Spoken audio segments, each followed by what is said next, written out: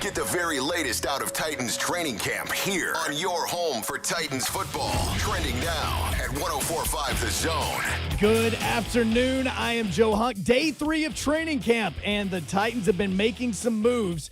One of the moves that they made is adding veteran center Spencer Pulley, who in his career since 2016 has started 26 games in the NFL at the center position. The Titans also made news when they hired VFL and Brentwood Academy, or former Brentwood Academy coach James Wilhoit, to be the kicking coach. Now, in AFC South news, the big story is going to be that Carson Wentz is out indefinitely and will undergo further testing on a foot injury that he suffered during practice on Thursday. News coming out just a few seconds ago is that Wentz is telling people that he felt a pop. For all your foundation repair and waterproofing needs, visit USSTN.com. Breaking news at once on your home for the Titans, the Vols, and 3HL. This is 104.5 The Zone. The 3HL with Brent Doherty, Don Davenport, and Ron Slay.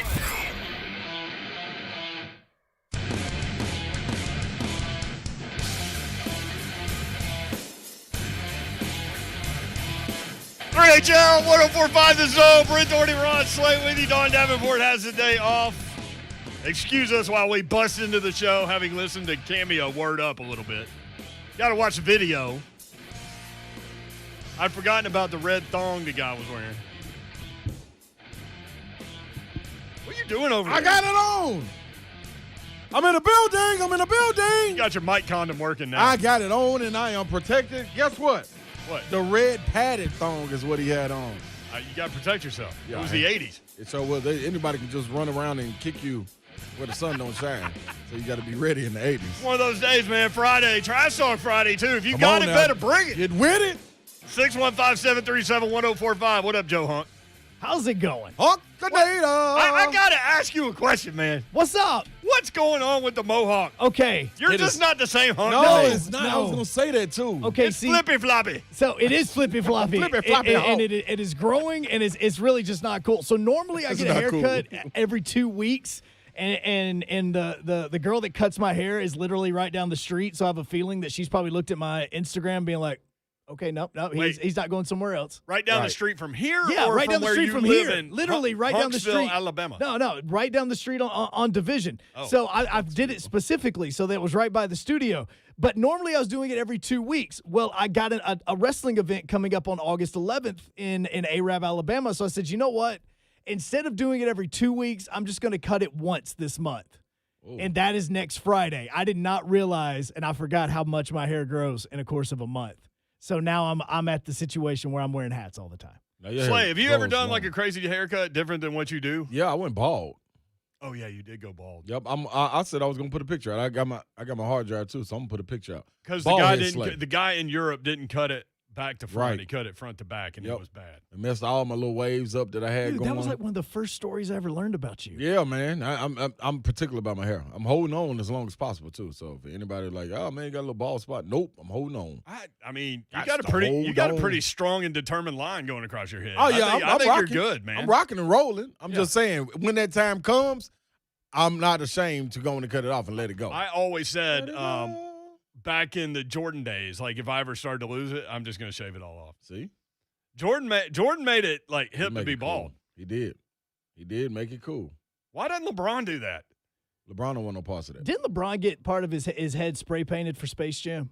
No, I think he. No, I'm not even trying to be funny. No, you're not. You're not. But I think he actually has a surgery that's done, or maybe not a surgery or a replacement or something, where it's actual hair Dude, look, that grows back somehow. I don't know how he does it, but a lot of money. I love my hawk. I do. I know that that's now become what everybody recognizes me with. But if I could find a way, hint to anybody listening, that could help me like grow the widow's peaks in, I would grow the hawk out. I really Would do. you? Yeah, the hawk. The only reason the hawk's there is because of the 2 widow's peaks that I have right here. 2 widow's That is Yeah. it. Well, they got hair. Talk to Mickey. He does spots for haircuts. Sure does. Telling you, man. I heard him do it. Yep. If I could grow the widow's peaks back in, I would totally let the mohawk grow. All I right, think my wife would be happier. let's see what's going on Zone TV before we jump into what the show is today. We're going to bounce around as we typically do, but you can watch the show. Bounce, fool. On Twitter Live. We put the Periscope link out there on Twitter, Facebook Live, YouTube, and Twitch. Twitch, please. Don's not here to say that, so Slay filling in.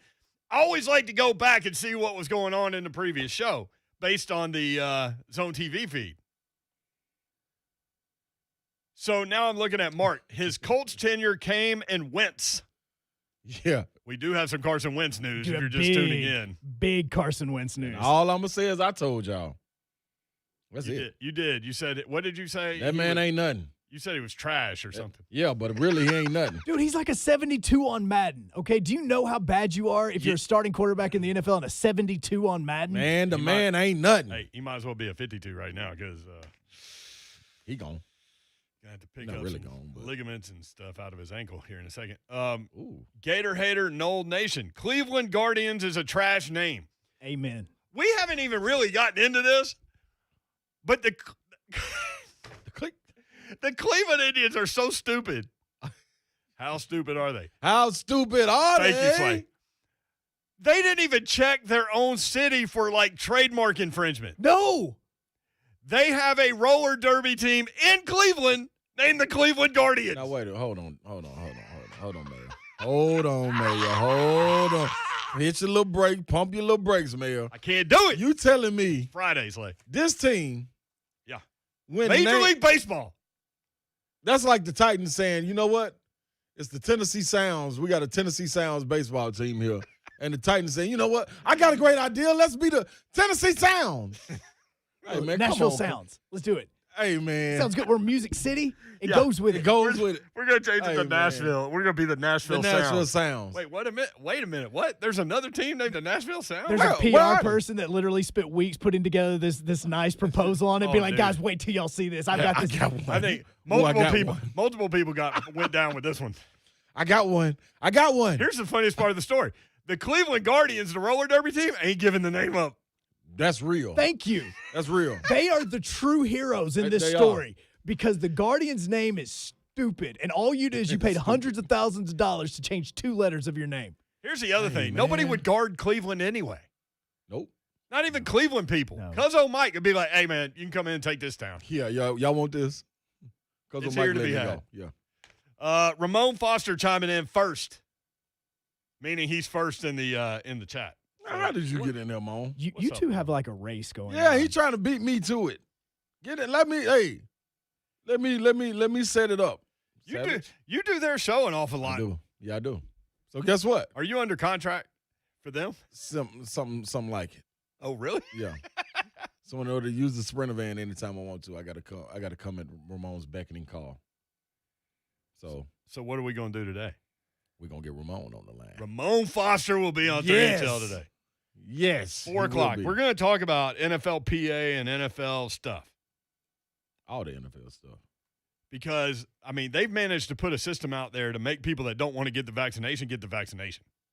Yeah. Which, like, pro-vax guys, like, good. And anti-vax guys, like, screw you, pro-vax guy. What are you doing? I don't want it. Because all those people hate each other. Dude, That's what I think, yeah. So, I yeah, did Ramon hear that. Foster at 4 o'clock. Ramon just put in there the logo is a spinoff of the Indians too. Yes. Okay. It is. It's a so they if you look at the font is like what they used to use like in the 70s and 80s as well. And then the G is very similar to the C part of their logo that they used to also have in the old days. And the Guardians are these statues that are on the corner of like some important bridge that they have inside of Cleveland. That's the whole purpose of the Guardians name. Nobody's guarding that town. No. I'm telling you. That's crazy. Like, if the crap goes down, nobody's guarding Cleveland. That's the first place y'all can go get. The Like aliens if, can like come if down Canada invades the United Yeah. States, y'all See, can have Cleveland. I wonder if the aliens come. Hasn't the river or the lake been on fire before? Like, isn't that a true story where the lake was on fire in Cleveland? I don't Sounds- know. Because This- it was sounds so about dirty. Right. That sounds about right. For him. This logo is so close to the Indians logo that I think I'm looking at the Indians, even though I'm looking at the Guardians. No, you are. Like it is No, you exactly are. what they're doing. They basically said, what do we have to do to not really change that much, but to change it away from what is angering fans? So we're going to take the IN out and put the word Gar in front of it. Because they even kept the D from the Indians to make the guard. You know whoever came up with that, I bet their name. If I had to guess their name, whoever came up with that. Karen? Nope. Oh. Tomfoolery. Tomfoolery had to come up with that because that's foolishness. I really thought you were going to say, like, Buck. Yeah. Buck, by the way. He's from, not Indiana. I was say he's from Ohio. Yeah.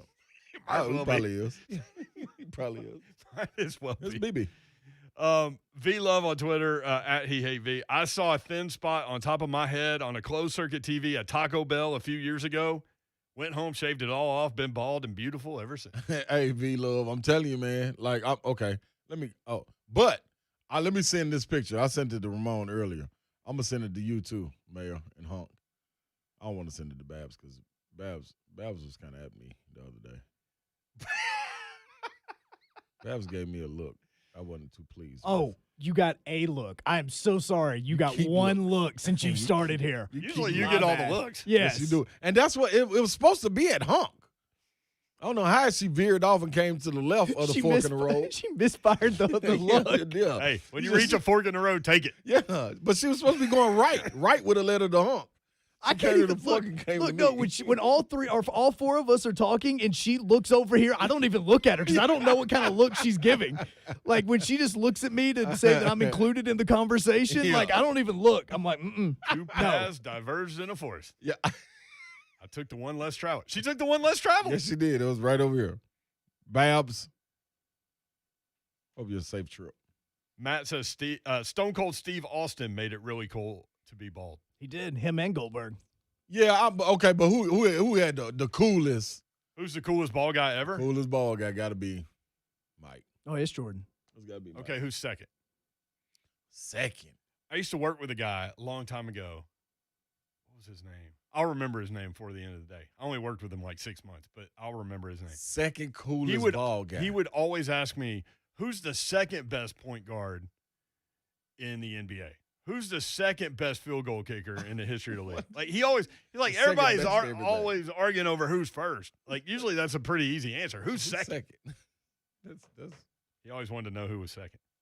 Heck, I'm trying to think of musicians that are bald outside of Disturbed's lead singer.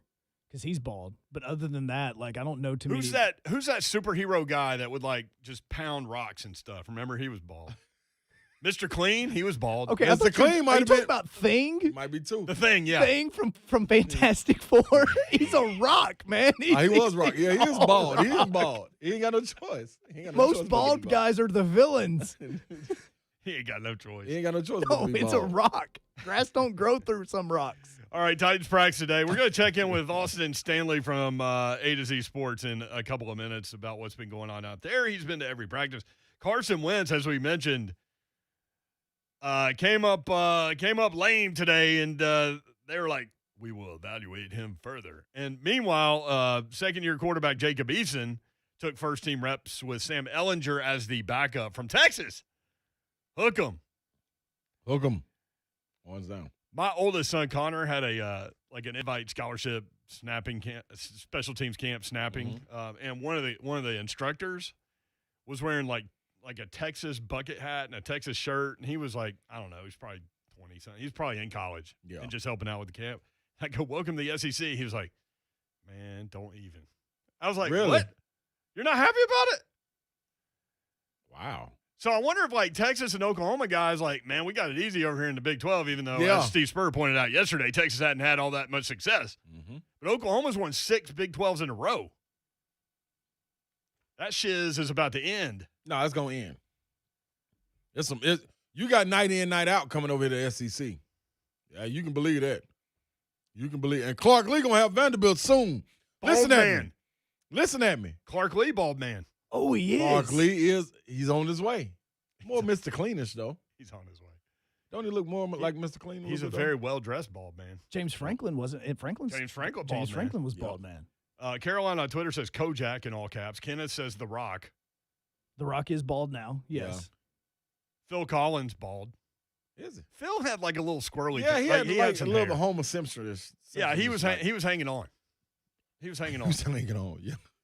I mean, when the skin overtakes The hair, then you bald. you gotta let it go. Don't hold on to. Hey, just shake me up back here on the back. No, let it all go, buddy. All right, we'll talk Titans football when we come back. Brent Doherty, Ron Slay, Joe Hunt producing. Dawn has a day off, and she's probably glad based on what's going to happen today on this show. We don't have our yellow light, Slay. Yeah, fly through it. We'll be right back. From preseason, regular season, and the playoffs, we got you covered. Oh, wow. The Titan Station, 104.5 The Zone. I sold my home for more than I anticipated, and I got to decide when I was ready to move. I received my all-cash offer from Mark Spain Real Estate, and they let me move after I found my new home. They made it easy. What up, y'all? This is Ron Slay, and this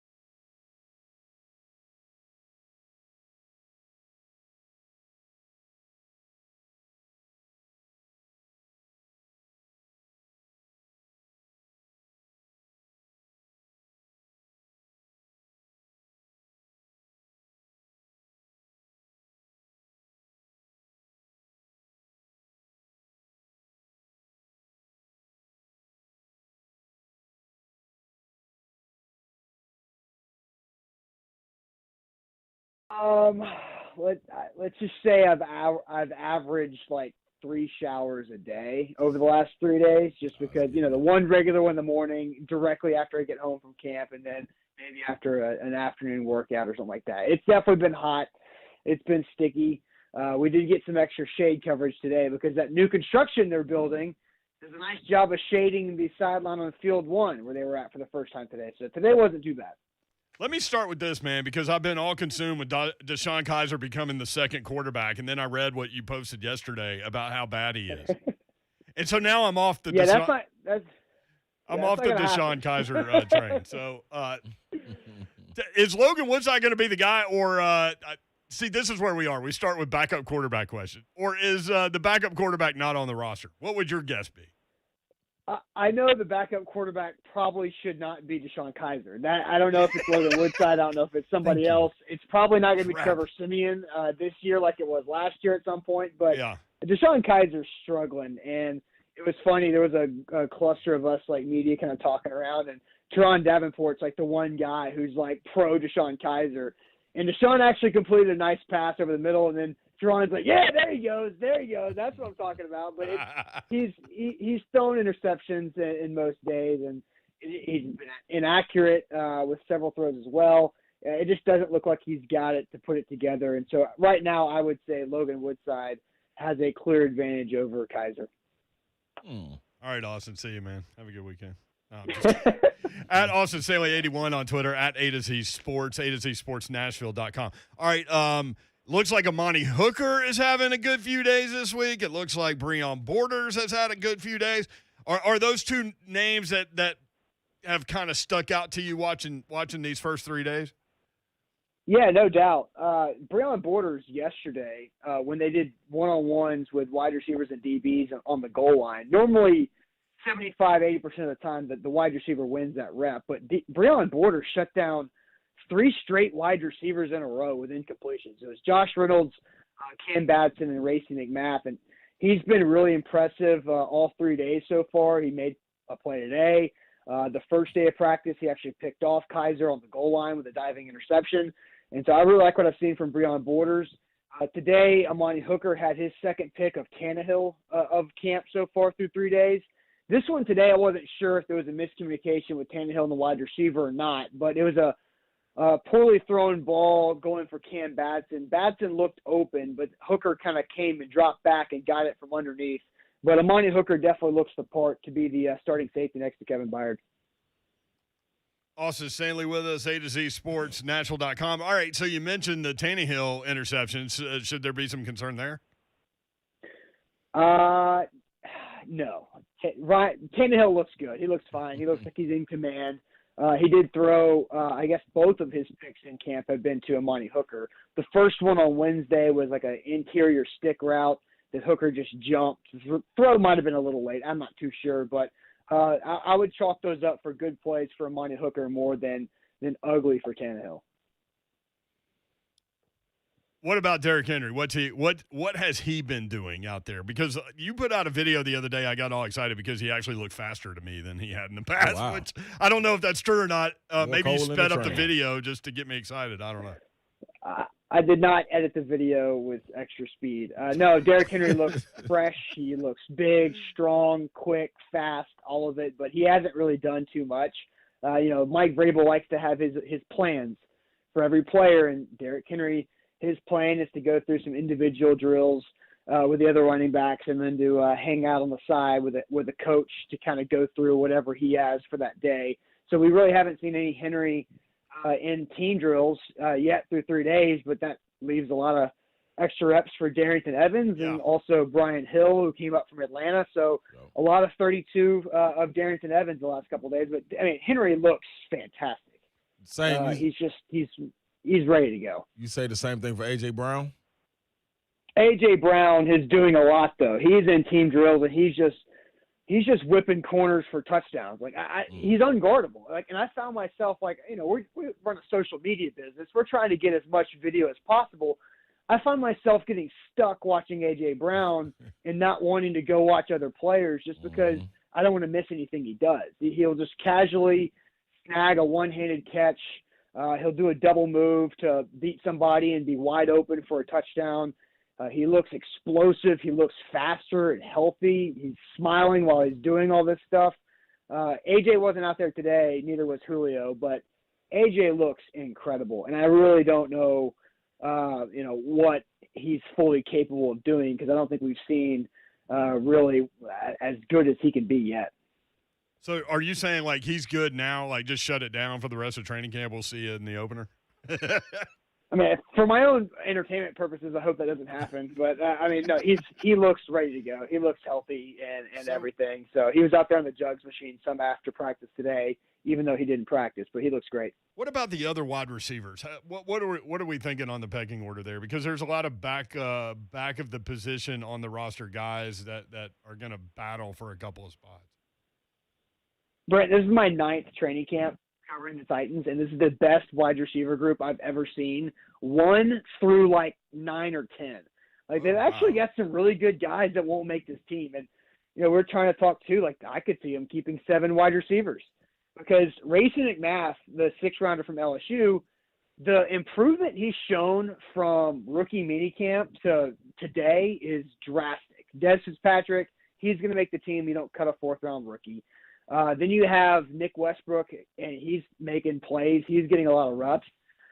You've got those veteran guys like Marcus Johnson and Chester Rogers and Fred Brown. They're all looking good, doing the part. And then you have Cam Batson. And Cam Batson is really like the only guy, along with Mason Kinsey, under 6 foot. So he's different. And I think he might have a role in this roster. But it's really impressive of the group of wideouts they put together. And I could absolutely see him keeping 7 guys, and it just depends on what you want their roles to be. If you have special teamers on there who could help you on game day, or if it's more prototypical wide receiver, then a guy like Marcus Johnson might be a pretty good player for this team. Man, that's saying something. If they keep 7, I mean, typically that number is 6, maybe even less than that. Yeah. But they're not going to be keeping 5 tight ends like Wisenhunt did a few years ago. I mean, they've got 2. Yeah, exactly. Just hold on. Speaking of tight end, have you noticed Tommy Hudson at all? Yeah, I think he's got a pretty good wrangle on the 3rd tight end spot as of now. Yeah, I would say that. Unless they bring somebody else in. Yeah. Okay. Go back to the running backs real quick. You kind of brushed over a couple of running backs. Darrington Evans. We keep getting questions about him. What can you tell us about him in terms of at least your thought as to what we get out of him watching this team this season? Will you see more from him? I know obviously he was banged up last year, but do you see him being a guy that they put multiple things in for? We haven't really seen them use the creativity yet with Evans, just because I feel like he's been having to be the number 1 running back for the most part, because Henry's been, kind of going along his plan. I'm curious to really see what they do with him. I think he's got a lot of versatility. And kind of going back to the wide receiver thing, if you've got all these bigger body wide receivers and then Darrington Evans, who could act kind of like a smaller body wide receiver, maybe you don't need to keep Cam Batson. And maybe you can be more versatile there with what he can do in space and his pure speed that Evans has. And so I like Darrington Evans. I would say he's getting a lot of opportunities right now, which he did not get last year because of the COVID offseason. Then he gets hurt and just misses a lot of time. So he's kind of catching up on that time with how they're handling Henry, which is only a good thing. I think we'll have a lot of opportunity to touch the football and to be on the field. And I'm really curious to see how they come up and utilize his skill set, what Todd Downing does. Let me ask you this, Austin. Who do you see standing out from the linebacker corps? Well, let's see. There's no pads yet, so we have to figure out what that looks like. Monday is the first day in pads. Jayon Brown looks like healthy Jayon Brown. He actually went against Darrington Evans in a one-on-one open field tackling drill and thought he had a good rep there. Rashawn Evans is flying around, buzzing around with energy, which is good to see. And you want to make sure that he has a bounce back year, especially with a contract year, with what he's going into, and try to get better at recognizing what's in front of him and reacting, and better in coverage. He actually had a nice play in coverage today to force a throwaway. And I believe that was 7-on-7. And then when it comes to outside linebacker, Harold Landry had a light day today. So a lot of John Simon, who the new guy they just signed. Yeah. He's getting a lot of run. You see Rashad Weaver, the other fourth-round draft pick, is a really good-looking athlete. Big, long, looks strong. He's getting reps because Bud Dupree's not out there either. And then Derek Roberson's kind of rounding out those three outside backers who are getting a lot of work with Dupree still on PUP/the COVID list at this point. The head coach, Austin Stanley from A to Z Sports, joins us now. The head coach singled out a few guys, one of which Christian Fulton, the cornerback. Is he noticeably different as the head coach indicated? I think he looks more comfortable. I think he looks a lot more in shape at this point. Not that he was out of shape last year. It just looks like he's been a pro for a year. You don't notice him that much, and I can't tell if that's like a good thing that you didn't notice the corner or a bad thing because he's not making plays. But I definitely, if you ask me, like, who's a corner you've noticed the most, Breon Borders comes to mind. And then you notice Jackrabbit Jenkins. I have to call him Jackrabbit now because the Titans officially call him Jackrabbit now, so I have to do that. But Jackrabbit and then Breon Borders pop out the most. And then you have Christian Fulton, who I feel like has been pretty steady so far. Austin Stanley with us from A to Z Sports. We're having camera problems in the studio. Joe Hunk right over my shoulder. That's why I'm laughing. Amani Hooker on the back end. You spent a little time talking about him. It's funny when they drafted him, Coach Mack said, film study guy, really smart player. He's athletic too, but it really feels like, based on what we're reading and seeing and the people that I talk with, that he is that guy that studies everything, that knows what's going to happen before it happens. I mean, he had 4 picks last year. In his second year, he's got 2 picks in 3 practices in training camp. I mean, I feel like interceptions are something where it is a skill set, and it's more of a mental skill set to know where you're supposed to be. And I think Kevin Byard's a guy. The reason why Kevin Byard gets a lot of tip ball interceptions is because he knows where the area he needs to be in, and maybe Amani Hooker has the nose for the football like that because he studies so well. I mean, Iowa's been pumping out some DBs No question. that have turned out to be really good players, and so he's doing everything right. He leaned up a little bit, so maybe he's not as heavy, which is good, and you can last longer in a 17-game season, not being as heavy, but also just being as strong as he was. But I really like Amani Hooker, and I think Titans fans, a lot of Titans fans that we've interacted with on A to Z are really counting on him to have a good season, and they need him to because there's no Vaccaro. It's Kevin Byard and Amani Hooker at your starting safety. Austin, a lot of talk last year about lack of communication on the back end of that defense. Why do you think there were issues there? So I think the lack of a defensive coordinator was important because Shane Bowen, who is calling the defensive plays on Sundays or Tuesdays or whenever they played, he had a job to do during practice, and it was coaching outside linebackers. So if you're the defensive coordinator or if you're the play caller and you can't bounce around the practice field and hang out and spend time with each position group, I feel like you're losing out on a lot of the cohesiveness of the defense. And so now, as the actual defensive coordinator, he's going to have a chance to do that this year, which I think can go a long way. And I really think that has a big deal to do with it, of not having a D coordinator practice the way a D coordinator needs to practice. Austin Stanley, A to Z Sports with us. Real quick, Dylan Radins, have you noticed him on the offensive line? I know, again, no pads. You learn more about the guys up front for sure when the pads come on. But what can you tell us about Dylan Radins, the rookie right tackle? Yeah, no pads, and Lawan's out there, but he's not doing everything as he continues his knee rehab too. And so Dylan Radins is getting a lot of play, whether it's either side of the offensive line playing either tackle. I saw Kendall Lamb talking about Dylan Radins yesterday, the new player from the Browns, and he was talking about that he thought Radins was a smart football player.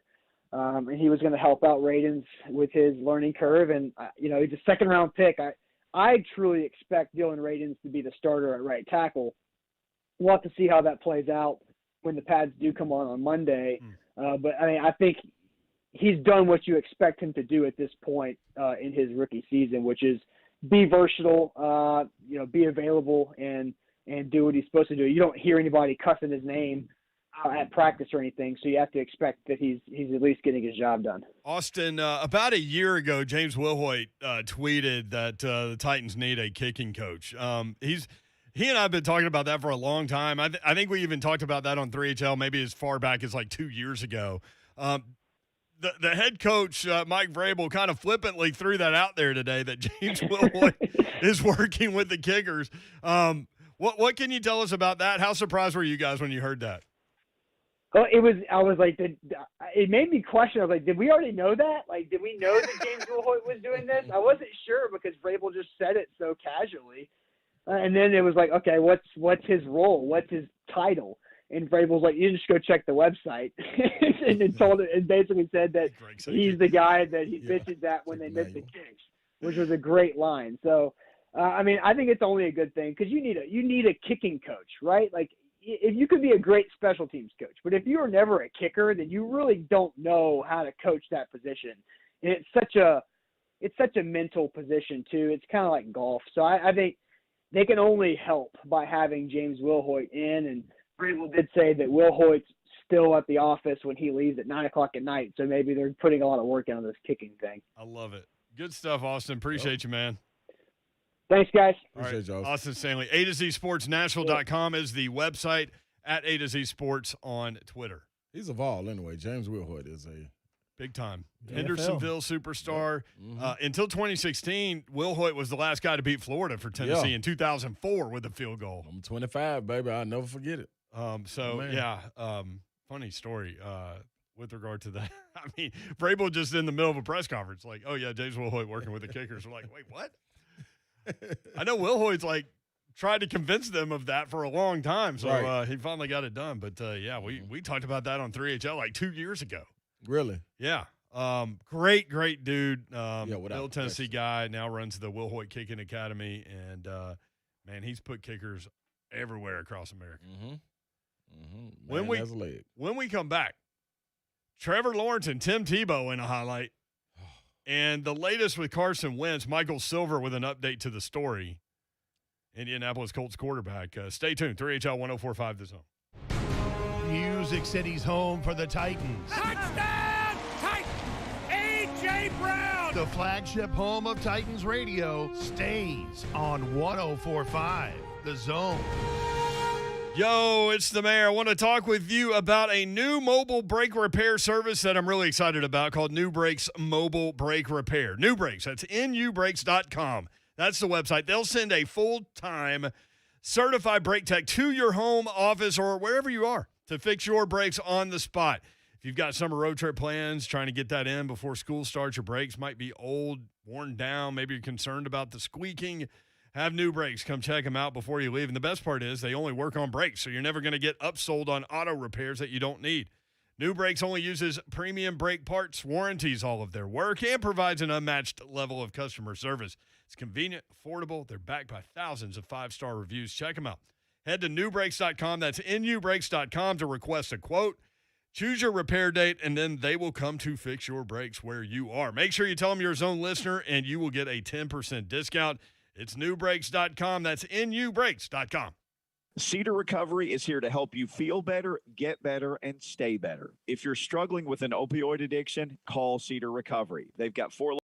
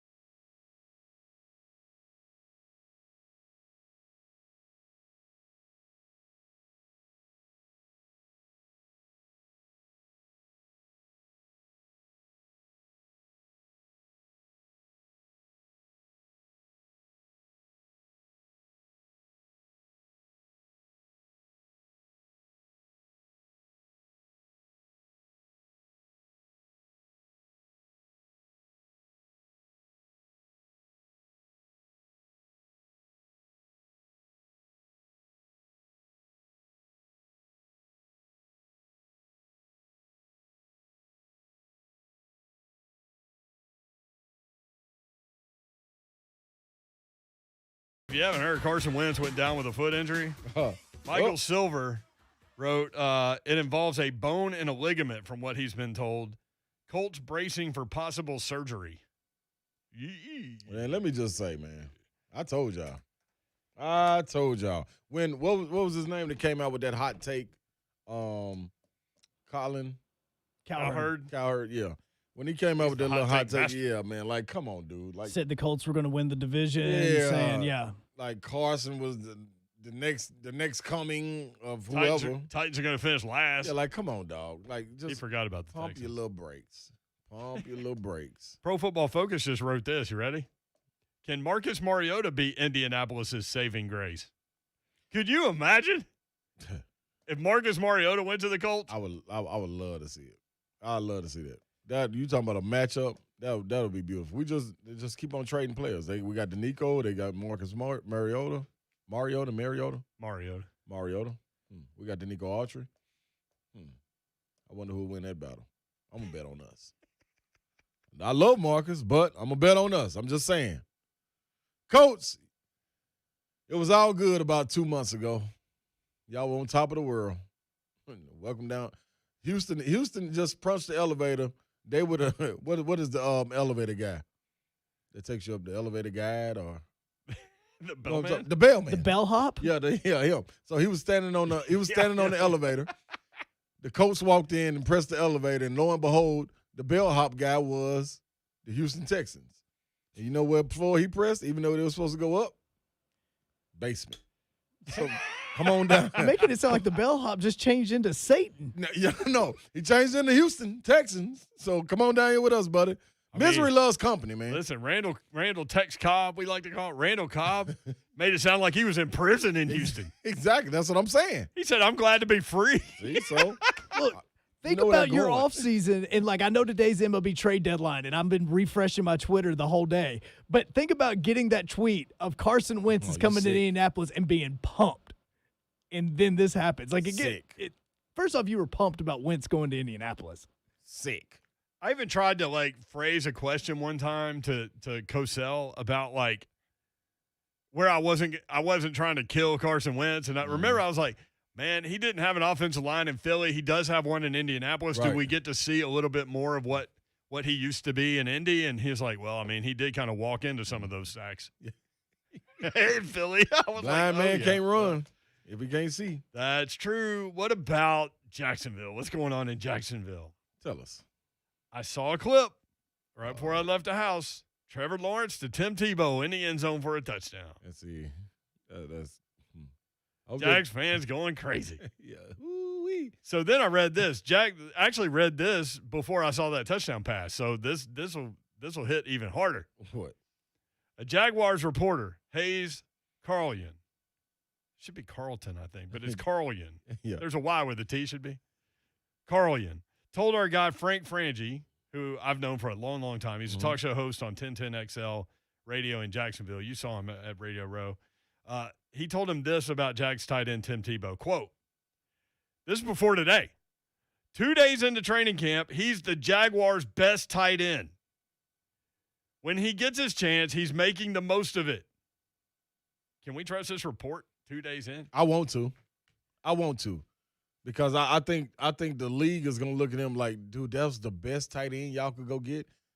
That was it. Like, and then that's no knock to Tebow, but dude, there's got to be other people. Be honest. If you are a linebacker in the NFL, that's what I'm saying. And Tebow is going to be like in baseball. Baseball fans or baseball players were mad at Tebow for trying to do the baseball thing. In football, you think that they're not going to be like, oh, you think you can be a tight end now? Oh, you can just play anything. Oh. Come on. Put it this way. Remember when you would play against people that played football? Yeah. But also basketball? It's a no-go. It's a no-go. You don't get no win out here, buddy. None. And it's the same thing. Like, the football guys would treat me the same way if I came out there. No, man. Stanley Asumnu. Yeah, got broken up. Since Stanley on about his way. Yeah, exactly. Like, come on, dog. Now, Tebow, if that's the best y'all got, yes. As a Titans fan, yes, please. Please let him get out there. Woo! Shot Evans, boy. Brown, y'all going to have a field day with this one. Chuck in Clarksville next up on 3HL. Chuck, what's up? Hey guys, hey, I just wanted to say I got three things really. I would like to see the Titans pick up Trey Burton. I think he can spread the field better than Ferkser, and maybe let Julio and AJ go underneath. And I really hope that Tim Tebow is the best tight end that Jacksonville's got. Thank you. And the last thing is, I think y'all need to take that Space Jam thing there and get somebody in town to do a Weird Al thing and make that the Slade Jam. I think it'd be perfect as a Slade Jam. I like that. You know who could do something with that? Rhett Barry Gordy B. I know Gordy. exactly who could. Rhett Bryan. Rhett Gordy Barry B. That's who could do something with it. I know he could. Yeah. Mm-hmm. He give the people exactly what they want. But see, that caller felt the same way I did. Slade Jam. I hope. Ooh, man, I'm talking about we on our knees at night praying. That's the best tight end y'all got. That's what y'all gonna We line got up a with. Slade Jam. yeah, you better believe it. You better Yeah, I believe mean, if Tebow's the best tight end, it. Jacksonville has, Bring it. come on. Bring it. Darrington always brings it. Darrington, what's up, man? Woo. Fellas. Okay. Car For the ain't got first no time roof. Car ain't got no roof. You better know it. Hey, I like to put the mayor and Mr. Slay in the boom, boom room coupe. Oh. Brought to you by Low T Center people. Low T Center people. Come go check them out. All right, Mr. Slay. First question for you. Just two questions each. One apiece. Mr. Slay, for you. Do you hold a grudge against the NBA or a more of a regret to yourself for not working on your game because you were the first positionless player that should have been called? So do you hold a grudge against yourself for not working on your shot more, or the NBA just not taking a chance on you? And Mr. Mayor, for you, Great question. what was your best, and I mean your best memorable announcing game that you had to call in person? Oh. You go first. Mine could be long-winded. See, I've got a couple of favorites. I loved doing Fort Campbell high school football games. That team, Antonio Andrews was the quarterback. He ended up in the NFL, and it was like a video game to them. They won 2 out of 3 state championships while I was there. Then I love doing TSU games too. Southern Heritage Classic, which we're going to see with Eddie George and Prime, Coach Prime. Coach Prime. Over in Memphis. That was a lot of fun too. There's one at NBA when Ty Chandler was the running back and Jackson Lampley was the left tackle, and I was doing the games with Jonathan Hutton, and I called an 80-yard touchdown before it happened. Really? I said, Ty Chandler's about to take it to the house. Run And left. Jackson Lampley would turn as a left tackle. He would turn to his right and completely cave in the offensive line, and Ty Chandler would just go, and nobody would catch him. Wow. So I called that before it happened, so maybe that's my favorite memory. As for you, we've talked about this. You Yep. come up now, Yeah, it's totally different. you're in the league for 15 years. It's totally different. See, I got caught in the era where it was a transition between it was still powered forwards left in the game. So we'll hit on that a little bit later when we start talking about the draft. But I'll come back to that, Darren. For those that don't remember, or maybe you're too young to know. But they Sorry, got- Slay. so they got YouTube. Slay was listed as a tweener back in the Yeah. day. There aren't any tweeners now. Exactly. So, I mean, to me, you were Draymond Green with an offensive game. Mm-hmm. Yep. So Funny. maybe I answered that for you. I don't know. But, yeah, we'll come back to it. When we come back, Ramon Foster will join us from J. Martin Ramon. My boy. Talk a little NFL and NFLPA next Put on him on 104.5 the The Zone. Balls are back September 2nd. Crank up Rocky Top, touchdown Tennessee. And so are the fans. Hear all the excitement on your exclusive home for Vols football. 104.5 The Zone. Upton Dodge Chrysler Jeep Ram. That's where you need to go this weekend to finally get it done. Maybe you've been thinking about it for a long time, that next new vehicle. Maybe you've got car repair bills that you need to get out from under, and maybe you need a little more space. Maybe you need less space. Maybe you just want to change it up. You're ready for something new. My guys at Gupton Dodge Chrysler Jeep Ram can help you out and hook you up. Go see them. No pressure at all. They're not going to put any pressure on you because they want you in the vehicle that's right for you and your family. That's as simple as it can be. Because ultimately they want you saying good things about them to people that you know, and they want you coming back, and that's what's going to happen. I bought multiple vehicles from these guys. They're awesome people. Springfield, Tennessee, about 30 minutes from downtown Nashville. Check them out. 24 West to exit 35, straight shot into Springfield.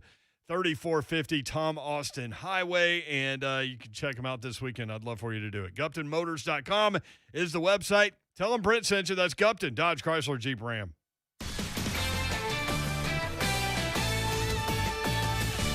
I'm Amy Lawrence with the CBS Sports Minute. Did Los Angeles just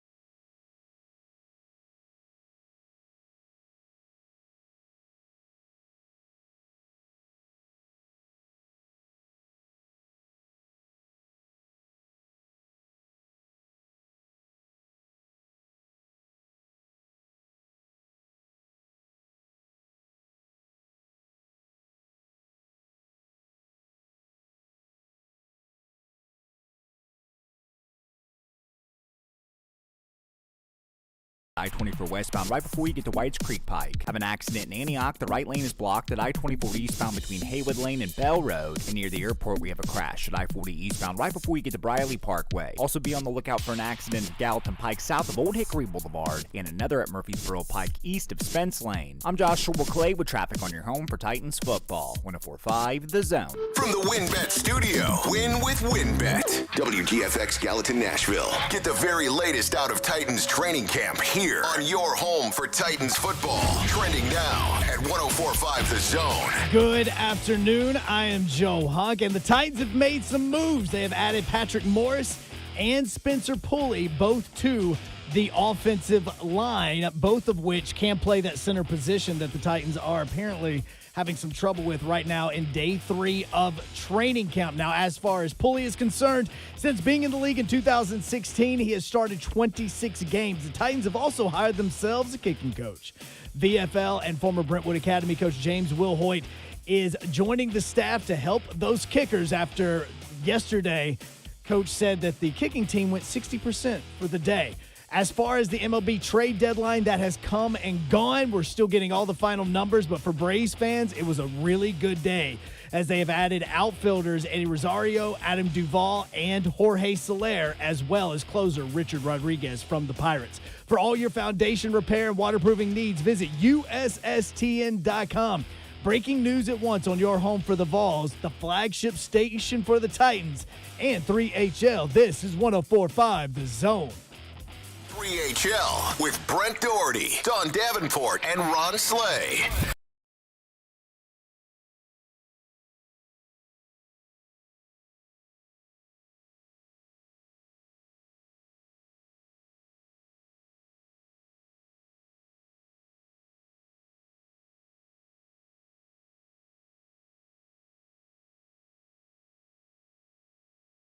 Slay Jr. Right. Esquire the third. Junior Esquire. Hey. Joe Hunk How's it going? producing the show. Baseball notes, Craig Kimbrell to the White Sox. Yeah. Javier Baez to the Mets. Chris Bryant. There's video of him being told, like he enters his phone, he's told that he's traded to the Giants. He smiles at first, then starts crying. It was one of those smiles like, yep, it happened. It really did. Look, and that's sad because that team that exact core was being built for the Cubs since about 2013. Hey, they got a World Series. They did get a ring. They absolutely got a ring. Cubs fans can go somewhere with all that. They got a World Series out of it. It's heartbreaking to see that team get blown up. I know. That was a fun group of players to watch. Yeah, it was. Especially with, Schwarber left a bit ago. Then Rizzo with his family in the outfield. Oh yeah, that was hard. Him in the outfield, him laying in the ivy, them walking around, kind of saying goodbye, and then when he left the players' locker room, all the Cubs fans were outside just cheering him, saying thank you as he was walking to his car. There you go. Watch the show live on Twitter. We tweeted out the link because you're going to want to listen to our next guest for sure. You'll know him, you'll love him. Facebook Live, YouTube, and Twitch. Get that done and watch the show. The other big story, real quick, Michael Silver. With some details on the Carson Wentz injury. The Colts quarterback went down today. Jacob Eason with first-team reps. Sam Ellinger, the backup. Michael Silver reporting foot injury involving a bone and a ligament, he is being told. Colts bracing for possible surgery. He is out indefinitely is how it's being listed. This guy is not out indefinitely. He's in every day. And when I wake up, the first thing I see is a tweet from Ramon Foster talking about the early morning crew. Ramon, what's up? How are you, man? Not much, Brent, right? And you're right, man. For you to be an evening guy, you up early with us. I'm there. Team player, Ramon. I got to monitor what you guys are doing so I can step my game up. Man, you know what? I'm all right with that, man. Hey, with Aaron Rodgers saying, hey, man, I'm not coming back unless Randall Cobb joins me, I keep waiting for Ben Roethlisberger to say that about you. You know what, Brent? And Ron, anytime I mention something about Ben, everybody's like, there's Moan with a small flex. There's a big flex right there. So I try to hold back on my name dropping, but I'm going to be real. He called me the other day when I was doing the interview. You know, he just wanted to talk and just say little stuff about, hey, Moan, I miss you at practice. But that's not me bragging, though, Brent. Like, I call him Ben. It's like, well, who is Ben? I'm like, there's only one Ben in my life, right? Like, come on, guys. In all seriousness, he looks pretty good, man. Mm-hmm. He's dropped some LBs. He did, man. Well, I'll say I think he reshaped himself more than anything, man. And like me talking to him in the off season when Marquise retired, because he was trying to get me to talk to him about getting him to come back so he can go out with the fans.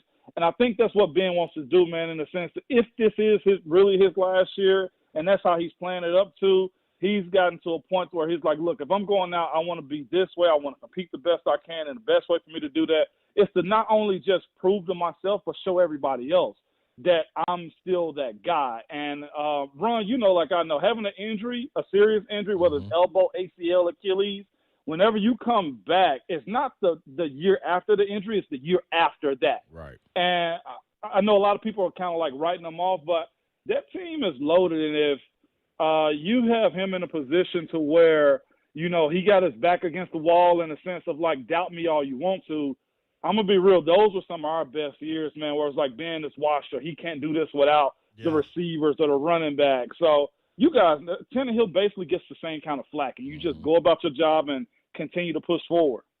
Ramon, let me ask you this: when you were in football and you were training in these dog days of summer right here, getting ready to go into camp, where was it about coming out and setting the pecking order, or was it more so as a vet about getting through it? Man, well, it depends on who's trying to prove a point in camp too. Right. So right. It's one of those situations, man, where my biggest asset is me being on the field. So if you want to be a young Thundercat and try to prove something against a vet, or just trying to be a guy on the scene, well, there's a guy there for you. And if it's me, I'm going to show you. And Coach know that I like that type of stuff. So we can pace it, and I ain't got no problem with a guy getting his work in. I know probably Jeff Simmons is a guy that's giving Roger Saffold hell in practice because, one, he's young enough. Two, he's still trying to prove himself. But Roger's on the other end, like, I'm going to hold my own.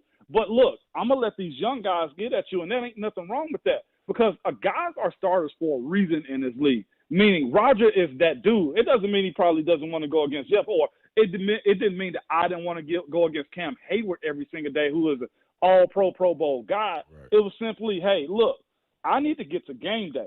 And game day is where you and me both going to thrive. So we're going to go at it. But at the end of the day, I'm trying to make it to opening day where I can really compete, where it really counts. So some people give guys slack, oh, he's pacing it, but the game of football is, look, you can't hide from it. Either you're going to be all in when the lights come on, or it's just going to be, look, we're going to find your replacement in a year or two.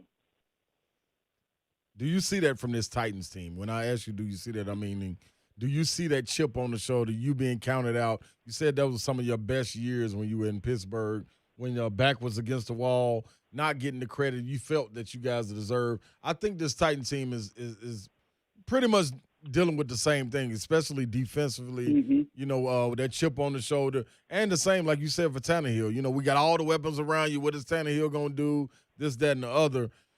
How do you walk into that situation? Man, this team is a team that's starved for a lot of recognition, and I think they've just been knocked simply because it's relatively new. It's in Nashville, an up-and-coming season, but these guys want some validity. They got 9 guys on that team that's been Pro Bowl, a few All-Pro guys too, and the potential for a Jeffrey Simmons, or I don't know what's going to be in front of Harold Landry this offseason as far as his contract year, but there's a lot of guys that got names that we know. It's on them to get to the AFC Championship again. It's on them to say, hey, look, like, we are here. We are a franchise that got history. We are a franchise that got some players. But it also comes down to this, too, guys. When those primetime games come on, like Green Bay, or you playing a team that's just supposed to beat, like Cincinnati, you better answer that call. And I say those 2 games because of last year, though. Last year was a year in which it was, I ain't going to say it was set up for them, but they had a lot of good pieces. And I know the defense kind of, helped pull them back a little bit. But the validity that Julio gives to him, the star that AJ is becoming, the star that friggin' Derrick Henry already is, and if Tannehill plays with that chip on his shoulder, like I said, Ben did, they're going to be fine. From the O-line to the D-line, I like what they've done. The skill positions, Aaron Rodgers, and I said this on J. Martin Ramon, A-Rod would die to have this type of skill group. Julio, AJ, a running back, a young tight end that's coming up, and an offensive line. What more do you want? So they got to show up when it's necessary this year for sure, because if not, what's going to be the excuse now? Great point. Yeah. I want to know, do the Titans and you feel similar? Because on the news last night, you were referred to as this one guy. Or was it just I missed some that. guy? What is that about? Yeah, they went in my guy's neck, man. Like he ain't really nobody, you know. Like just got shot in the back with a BB. Yeah, just running, zigzagging. They still pegged him. So now my guy has a matching BB in his back. You feel me? Like Brent is the mayor, and I'm one guy. I got to get my notoriety up in the city, y'all, is what I'm telling you. Like my guy got a little blue check by his name. You feel me? Buck Guy Hills, I've been had mine, okay? But it was. I took that as a joke, though. I thought it was hilarious. It was on News Center 5 here. They did a story about the influencers getting paid to come show off Nashville. And I made a little snarky joke about, like, man, they're getting paid for that, and I can't even get money back on my tire that I blew out in the Nashville pothole. So they used that little snippet on the news, but they referred to me as one guy, and I thought it was hilarious, man. J. Martin Ramon, 6 to 10 every weekday morning. Ramon Foster with us. You guys had George Atala on today. He's fantastic, Yeah. and it's been interesting to kind of see the two differing opinions about what's going on with COVID. And I've talked to players in the league. I'm sure you have too, Ramon, that didn't want to get the vaccination for whatever reason. Everybody's got their own thing, whether they want to get it or not get it. But they felt pressured by the NFL that they had to get it done. So the NFL not requiring it, but kind of requiring it. It's kind of a weird place we are. Mm-hmm.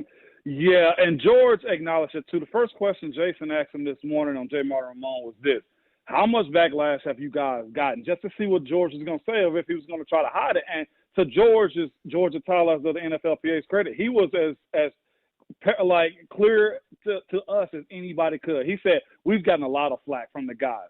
And I think he broke it down for the most part by saying, hey, look, this thing is ever changing, and we just got to kind of adjust to it. And he did acknowledge, look, what's happening right now is we want the game back. We want the game back as normal as possible. We also want fans to be in the stadium too. And for those reasons, we got to be on the fly about everything moving forward. And he was very transparent in his delivery. The other part that he brought up, though, too, Brent, is the acknowledgement that the stuff that players say on Twitter about the NFLPA and the lack of a job that they've been doing, and it's kind of unfair to the PA because at the end of the day, the PA protects the players. It defends the players. I don't care if it's a domestic. I don't care if it's a DUI.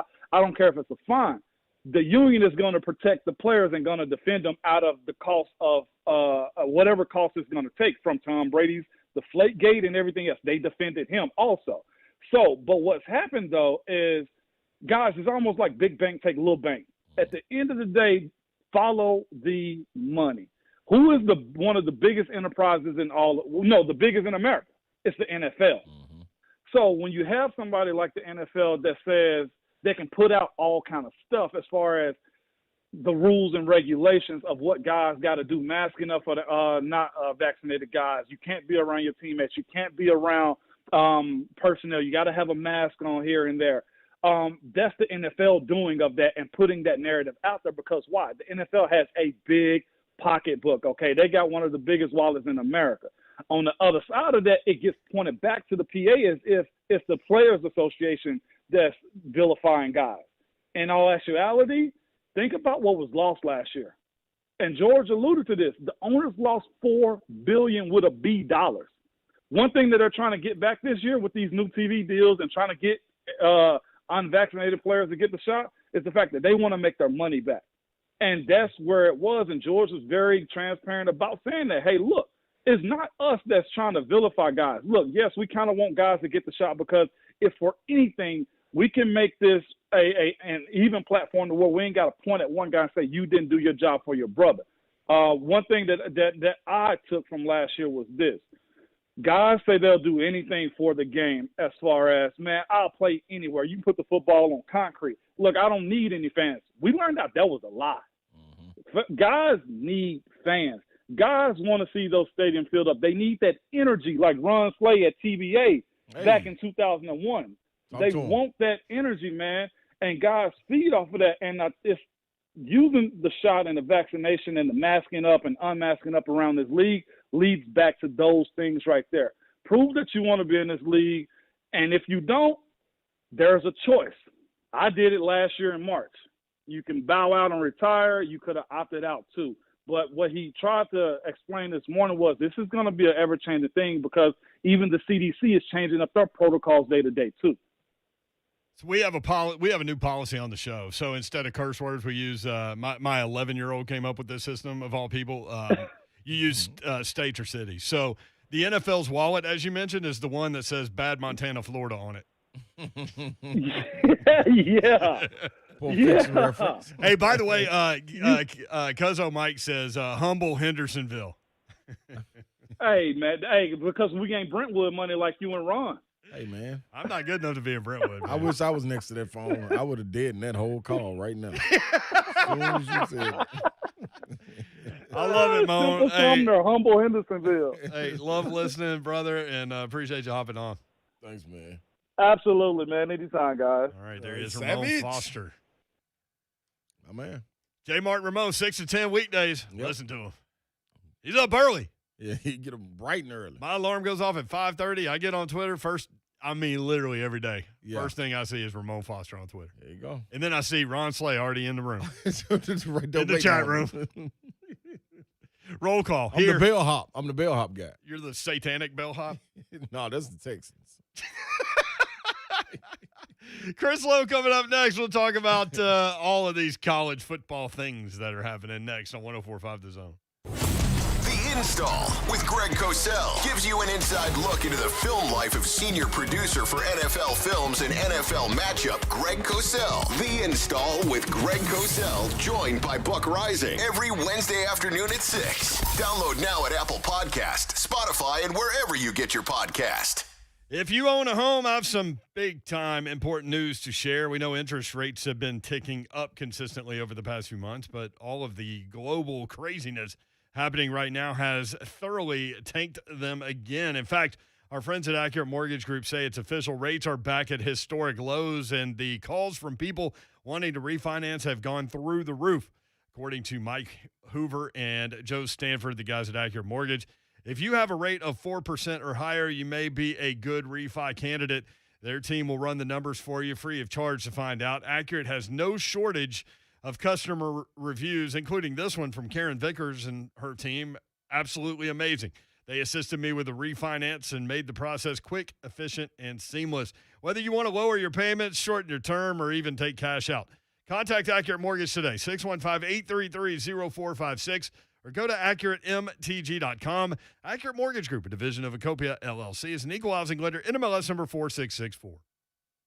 It's a new day, and it's coming at you fast. It could be the day your workforce doubles, or the day your visitors quadruple. With Comcast Business, you'll have what you need.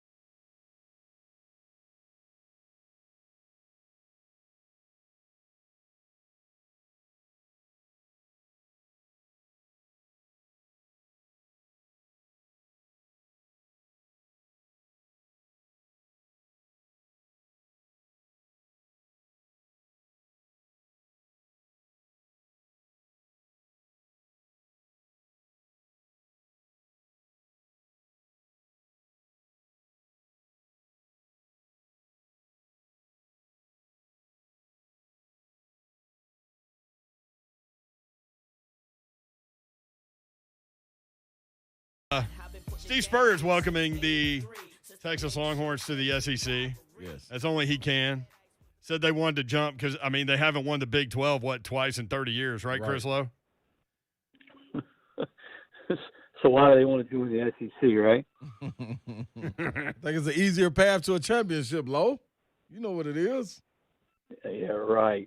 You're right. You look at some of the, and Texas is really, they are one of the biggest brands in all of college football, college sports. But when you just look at things, just what's happened on the field over the last, well, since Vince Young and the guys won it out in Pasadena in 2005, they've been really the essence of mediocre. Here's one for you. TCU joined the Big 12, I think, in 2013. You realize it. So they played Texas 9 times in Big 12 games, beat TCU. TCU has won 7 of the 9 times they faced Texas in Big 12 games. That should never happen. I mean, it's just two things. A, how much Texas has underachieved, and B, Gary Patterson's a hell of a football coach. But that to me sort of puts it in perspective. And the head ball coach has never been one to mince words, right? Right. He just said, I think, what a lot of people are thinking. It's funny, Chris. I mean, we talked about this last week. Is that this isn't the end move? I don't think. And now you've got the Sun Belt Commissioner Keith Gill, who released a statement, said basically they're open for business, and the AAC. Rumored to be contemplating 3 to 5, maybe all 8 Big 12 teams. What do you think at this point? And this is an ever-changing thing probably, but at this point, what do you think? How do you see it playing out? Yeah, Brent, everybody I've talked to a couple of people in the Big 12 at different schools. I haven't talked to Bob Bowlesby, and they both say they don't see any way that the Big 12 can survive as it is now without OU and Texas, which tells me that, yeah, you're going to see schools, it's going to be about survival. Where can Kansas or TCU or Baylor go? What conference can they go to? Because I just don't think the Big 12, and I think they realize it's going to be hard for the Big 12 to survive. Now, that doesn't mean they won't try. Well, they try to bring in a BYU. They try to bring in, other schools potentially, but I still don't think a conference, certainly from a being attractive to networks without OU and Texas, is going to be able to make it. So, yeah, I think the landscape, just as we talked about last week, is going to continue to change. I find the most fascinating about this move is contractually, OU and Texas can't get out of the Big 12 until 2025 because that's when their their media rights contract is up. Now, and they would have to pay up to $80 million to do that. Can you imagine those teams playing? What would that be? 4 more years in that league, and the nastiness and the bitterness associated with that for the other schools. See, legally they can't. No one can say anything other than, well, they won't join the SEC until July 2025. But both in the SEC and the Big 12, the people I talk to think it'll be more like, I know ideally OU and Texas would like to see the Big 12 dissolve and they can jump into 2022, but probably more realistically, it might be 2023 once the legal maneuvering starts and they try to figure out a way to maybe pay even more money. Because at the end of the day, if you do make it, and the Big 12 doesn't dissolve, do you really want Oklahoma winning 2 or 3 of the next Big 12 championships, and everybody knows they're on their way to the SEC? I mean, that would be a nightmare for everybody else in the Big 12. So, what do you think the odds are that when do you think that they'll actually jump? I think you won't. I think probably realistically you won't see OU and Texas playing the SEC until 2023 at the earliest. Okay. I guess there's a chance they could in 2022, depending on what happens over the next 12 to 16 months. But again, you've seen a lot of posturing legally, Brent, from everybody on all the different sides, commissioners, presidents, and I think what you're seeing is everybody trying to position themselves, because there's going to be a legal fight. Because if they do try to get out, OU and Texas do try to get out early, then there's no way that the rest of the schools in the Big 12 are just going to let them walk without taking every bit of money they can from them. Same with the Big 12. But if the Big 12 doesn't make it and it just starts falling apart over the next year, and maybe OU and Texas are sort of banking on that, then maybe they got a little bit earlier. But I would say somewhere in between, maybe 2023 is when you first see them actually playing the SEC. Do you think the SEC actually adds more teams? I think at some point, yeah. I mean, my theory. Yeah. I think you guys are on board. I think at some point, whether it's 3 years, whether it's 5 years, whether it's 7 years, you're going to see a big super division, an NFL-type landscape of college football teams, 30, 40, 50 teams. And you're going to have divisions, and you're going to play it off. You're going to have, if you play 12 games, you're going to play all teams in that division.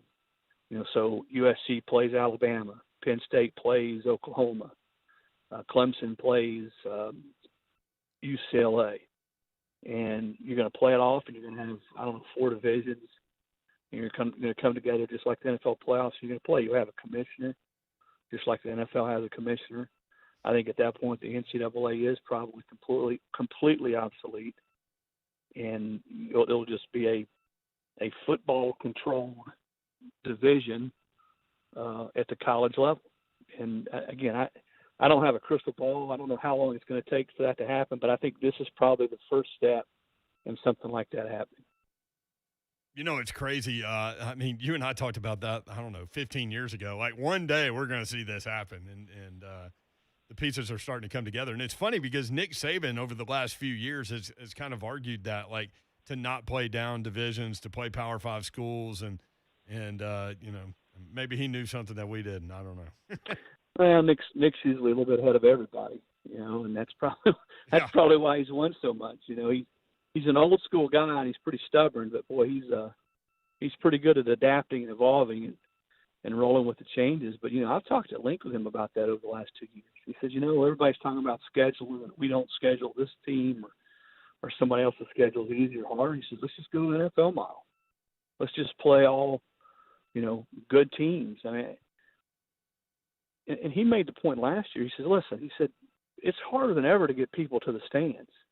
Even at Alabama, if you're playing Louisiana Monroe or you're playing, whoever, ask Florida. Florida struggled to get fans in the stands the last few years. And at some point, the kind of cash it costs to go see college football now, I mean, have you looked to see what the premium game tickets are? If Georgia plays Alabama or Tennessee plays Alabama or South Carolina plays Georgia, those tickets are way up there. And people just aren't going to come to games anymore with every game being on television unless you give them a reason to play. And I think probably going to this kind of football super division where you have good games, quote-unquote good games every week, what it's going to do is it's going to allow schools to charge more money for seat licenses and donations and tickets. And some of your donors and corporations, are going to be more willing to pay that kind of money. Money drives it all. Everybody, yeah. I've seen all these different columns. People have written about it and talked about it over the last few days. What this is about? It's about this. It's about that. It creates more parity. It creates more competitiveness on the field. It helps the student athletes. You know what this is about? Slay, what's this about? What did our boy Randy Moss say? The dollar bills, baby. Straight cash. Straight cash, homie. You better believe it. Hey, CeeLo, let me ask you this. So, with a change like this being made, and you see guys coming to the SEC, and we're talking about super conferences, how long before all of the power in sports is gone from the NCAA, and the conferences are just running it, period? Yeah, I think they're already on life support, Slay. Yeah. The NCAA. Yeah, yep. I mean, really, the NCAA for the last few years hasn't had any control over the college football playoff. Right. I mean, all they've been is basically the enforcement branch, but they haven't controlled the championships. That's been the playoff committee. Now they can still control the NCAA basketball tournament for the men's and women's, the baseball tournament, but you've already seen college football break away from the NCAA as far as the way they determine a champion. And I think that's just going to continue to progress where the NCAA doesn't have any say in football, certainly. And then from there, where it goes, I think none of us really know what this does for the other sports.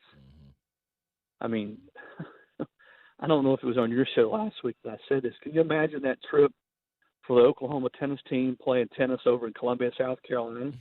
Right. Or baseball. I mean, so South Carolina plays, and I understand the schedule and the way they do divisions are going to be completely different once you add Oklahoma and Texas. Either they do pods or they do.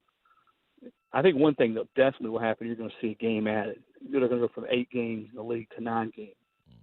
And so where they go, 3 permanent teams and then 6 rotating teams. Either way, there are going to be times when, you got Oklahoma's Olympic sport, Oklahoma facing South Carolina, Oklahoma playing Florida. I mean, those are long trips, to be playing sports. So it's the other sports that I think that we probably haven't thought as much about how it will affect those sports. Chris, if you're the Chris Lowe, ESPN.com with us, if you're the Big 12, is your only move to try to get something done with the Pac-12? Is that really your only move at this point? I think it's probably your best move if you're going to survive. Now, how willing is the Pac-12? The Pac-12, they're sort of the outlier. You never really know what they're thinking. Remember in 2011, there were a lot of reports out there. I think even my own company reported, several others did, that it was a done deal that Texas and Oklahoma were going to the Pac-12. Remember that? So, will the Pac-12 be as interested in a Baylor, a TCU, a Kansas State? See, I don't think so. I mean, whereas they would have in a Texas or Oklahoma. Yeah. Because what kind of, and again, just being honest, what kind of value TV-wise, brand-wise, does a K-State, does a West Virginia, does a Texas Tech, does a Baylor bring to the Pac-12? But I do think certainly that those schools in the Big 12 will try to make that play the best they can.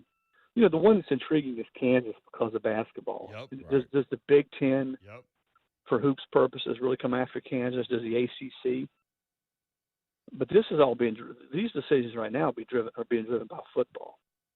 So I don't know where that lies. I know in talking to people at some of these schools in the Big 12, be it TCU, be it a Baylor, I mean, they're worried. They're concerned because you're just sort of right now, you're on an island and you're not sure, where you're going to go or where you're going to land in the next few years. And if I were administrators, presidents, fans of those schools, coaches, I'd wonder too what's going to happen. I love it, Chris. Hey, thanks for the discussion, man. Always appreciate the visit and hope you have a great weekend. Appreciate it, CeeLo. Hey, I thought we were going to talk some about Slay's coaching debut. Hey, hey, Chris. He literally tried to get thrown out, and they wouldn't do it. This is where we were. They would not do it, CeeLo. They would not do Listen, it. Listen, you know a lot more about hoops than I do. Okay, I was a little bit better passer than you were. But here's my only advice for next year. You guys got to work on your conditioning, okay? You got to get that conditioning down before you go play. Man, CeeLo, dude, the day before, Lamonte pulled out, and then Bowden pulled out 3 days before, man. Like, how y'all going to leave us hanging like that? We got Chris Lowe running around trying to create shots. He's a shot maker, not a shot creator, man. So, yeah, they put us behind the 8-ball, man. We coming with it next time, CeeLo. We calling on you. I told him they should have called Orlando Berry. Remember him, Chris? You guys should have gone way back. You think Dale had a few three-pointers left in him. He's not what, Dale 60. He still stroked the three. Yeah, we need him to spray. Still got some shots in that clip. Thanks, Chris. Appreciate it. Appreciate it, Lowe. You got it. All right, at CeeLo ESPN. Chris Lowe from ESPN.com. When we come back, Greg Cosell will join us. He's been at Chargers training camp. We'll talk with him about Justin Herbert. Is that team about to make that jump in the AFC? We'll talk about it next. RHL 104.5 The Zone. The Vols are headed back for another exciting SEC season. Touchdown, Tennessee! September 2nd, and new coach Josh Heupel and new athletic director Danny White look to right the ship. Follow along on your exclusive home for Vols football.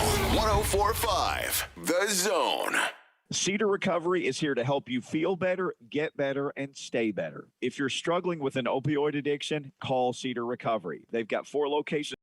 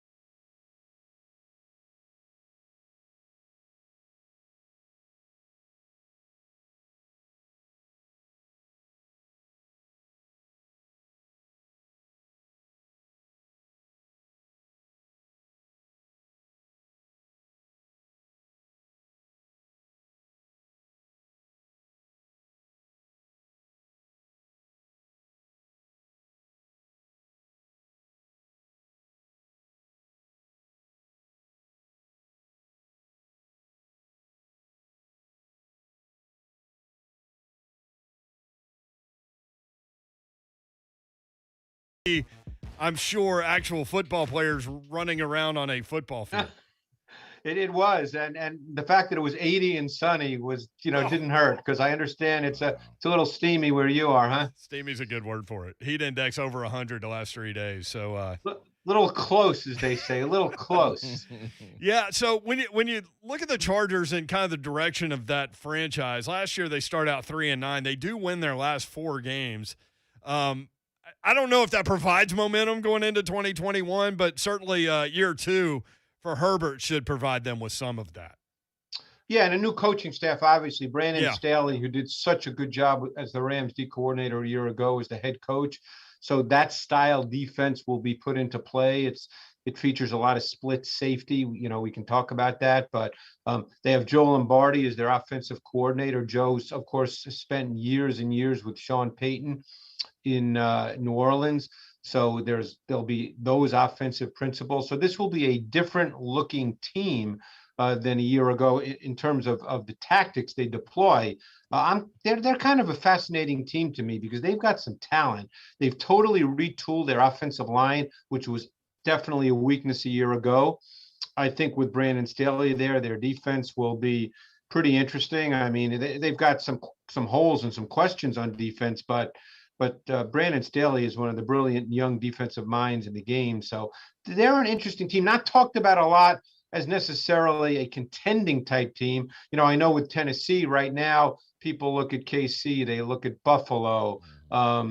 Who would be the third team that people talk about that's, in the AFC, that's a big factor. But, I guess the Chargers wouldn't be considered in that category right now. Well, it's funny because everybody wants to have that vogue team that people aren't talking about. So I have heard the Chargers discussed kind of as that team. And I'm curious to get your take defensively, what you think that they might look like with the split safety deal and with Joey Bosa up front. How does it help him or change things for him?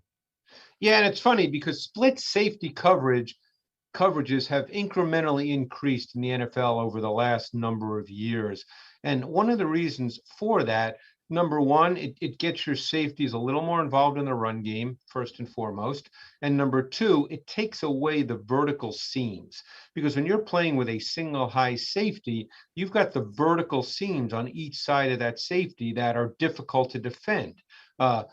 There's certain ways you can defend them, but then it opens up other things. So there's been a lot more split safety coverage, particularly what we call quarters, where the safeties are closer to the line of scrimmage and therefore a little more active as run defenders. And Brandon Staley is a believer in that. He comes from the Vic Fangio school. Vic Fangio is sort of one of the defensive savants in the NFL for years and years. And they've got some pretty good defenders. We know Joey Bosa can rush the quarterback at the defensive end position. Hopefully, Derwin James can finally be healthy and play a full season because he's a special player who can be deployed in multiple ways. I think Kenneth Murray going into his second year as a linebacker, big, athletic, can run.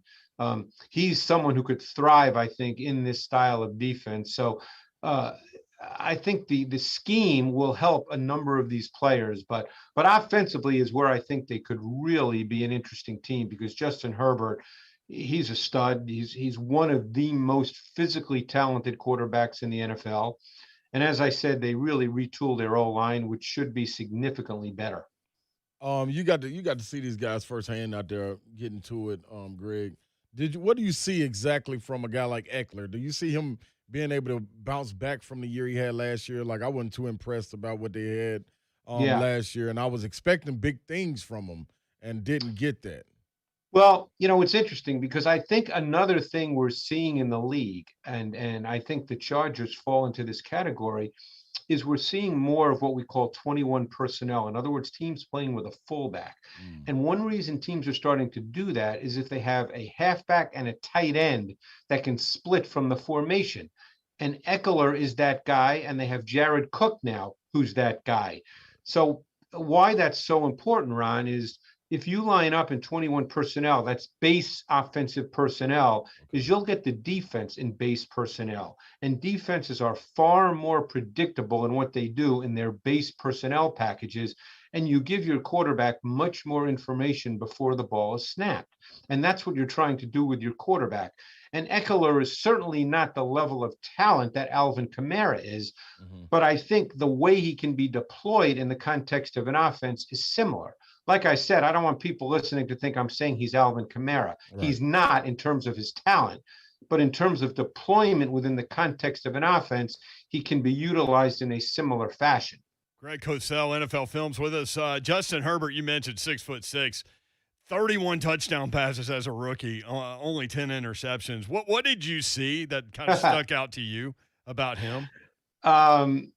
Well, the first thing that stands out is just the imposing physical presence and then the way in which he delivers the football, because the ball just comes out of his hand really, really nicely. I thought that he was consistently precise with his ball location, which was a concern for some based on his Oregon tape. I thought that he threw with a much better sense of timing and anticipation than he showed on his Oregon tape. So he did some things in his first year in the league that were unexpected, given what we saw in his last year in college. And he's just a physical specimen. I mean, just his presence in the pocket, his athleticism. You know, I was fortunate enough because I go to the combine and I'm fortunate enough to be on the field. Mm-hmm. So I stood next to him and saw just the imposing size. And then I noticed it immediately again being out in Costa Mesa this week. And he's just a big, big man. You kind of lose sight of that. You know, I've often said over this summer in studying players again, that the two most physically gifted, not necessarily the best right now, but the most physically gifted quarterbacks in the league are Josh Allen and Justin Herbert because of their imposing size. Patrick Mahomes is obviously incredibly talented, but he's about 6'2", 212 pounds. He's not physically imposing. He's immensely talented, but these guys are physically imposing human beings, and you really notice it when you have the opportunity to stand next to them. Greg, Keenan Allen, another guy that kind of flies under the radar, I think, nationally, but, man, what a productive wide receiver. Yeah, and I'll tell you what, Mike Williams is there as well, another physically imposing player who's not quite become the player a lot thought he would be, but he's there. But Keenan Allen is so good, such a good understanding of how to run routes, such a good understanding of where he's lined up and how that impacts specific routes and how to attack the leverage of defenders. And I tell you, a player you're probably very familiar with, whose tape I love, and they are really high on out in Charger land, is Josh Palmer. They drafted him in the 3rd round. He has an NFL body. He looks the part now, and it would not surprise me to see him get meaningful snaps.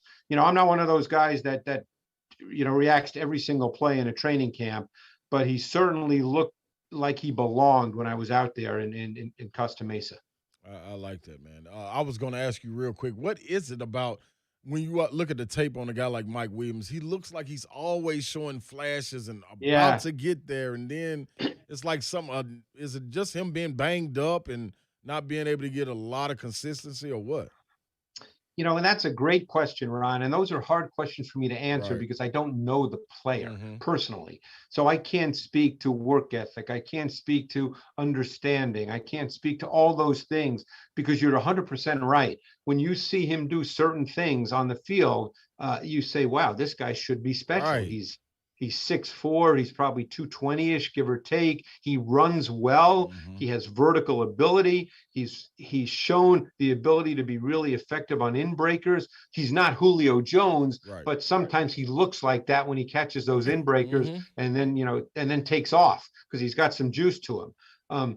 So he's now going into, I guess, his contract year. They've not offered him a new deal. I guess maybe that's one reason they drafted Josh Palmer, because they don't know about Mike Williams. But if Williams could ever put it all together, he does have the kind of ability where you would say he could be a top 10 guy in the league. Greg, thanks for the visit, man, and the flexibility. Really appreciate it. We'll visit with you next week. All right, guys, really appreciate it. Thanks so much. All right, there he is, Greg Cosell, at Greg Twitter, executive producer and analyst for NFL Matchup. which will be starting soon. Senior producer for NFL Films and co-author of The Games That Changed the Game. Love Greg Cosell and his analysis. Yeah, Justin Herbert, man. Yeah. As a rookie, just came in flinging it. Yeah. Sure Might as did. well. Yeah, I loved him when they were doing Hard Knocks on him. Like, I was big on him. I was big on Melvin Ingram, big on Mike Williams, as he was talking about. And I'm glad, man, Josh Palmer fell into that spot with those guys. Man. 5 o'clock hour on a Friday coming up with Brent Doherty and Ron Slay. Don with the day off. Titans practice report. Also, an NFL starting quarterback goes down, out indefinitely. We've got that for you next. 3HL 104.5 The Zone. We've been the home of your Titans for a long time. Derrick Henry. Your Titans still play here. Touchdown, Titans. Titans Radio lives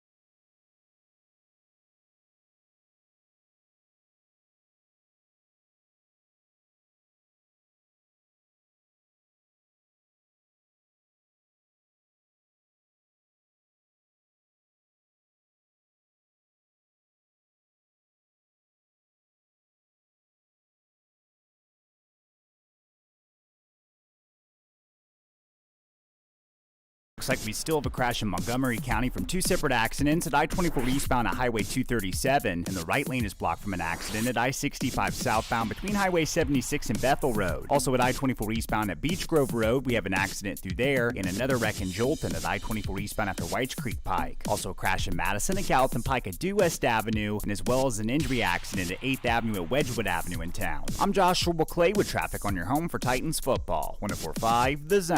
From the WinBet studio, win with WinBet. WGFX Gallatin, Nashville. Get the very latest out of Titans training camp here on your home for Titans football. Trending now at 104.5 The Zone. Good afternoon. I am Joe Hunk, and the Tennessee Titans have finished day 3 of training camp, and they have added some offensive linemen. Patrick Morris as well as Spencer Pulley have both been added to the roster. Now, Pulley, for instance, has been playing in the NFL since 2016 and has started 26 games at the center position. Other notes from the Titans training camp today: they have hired former VFL, or always VFL, and former Brentwood Academy coach James Wilhoit, who is going to be the kicking coach. Speaking of VFL, Keon Johnson and Jaden Springer are now in the NBA.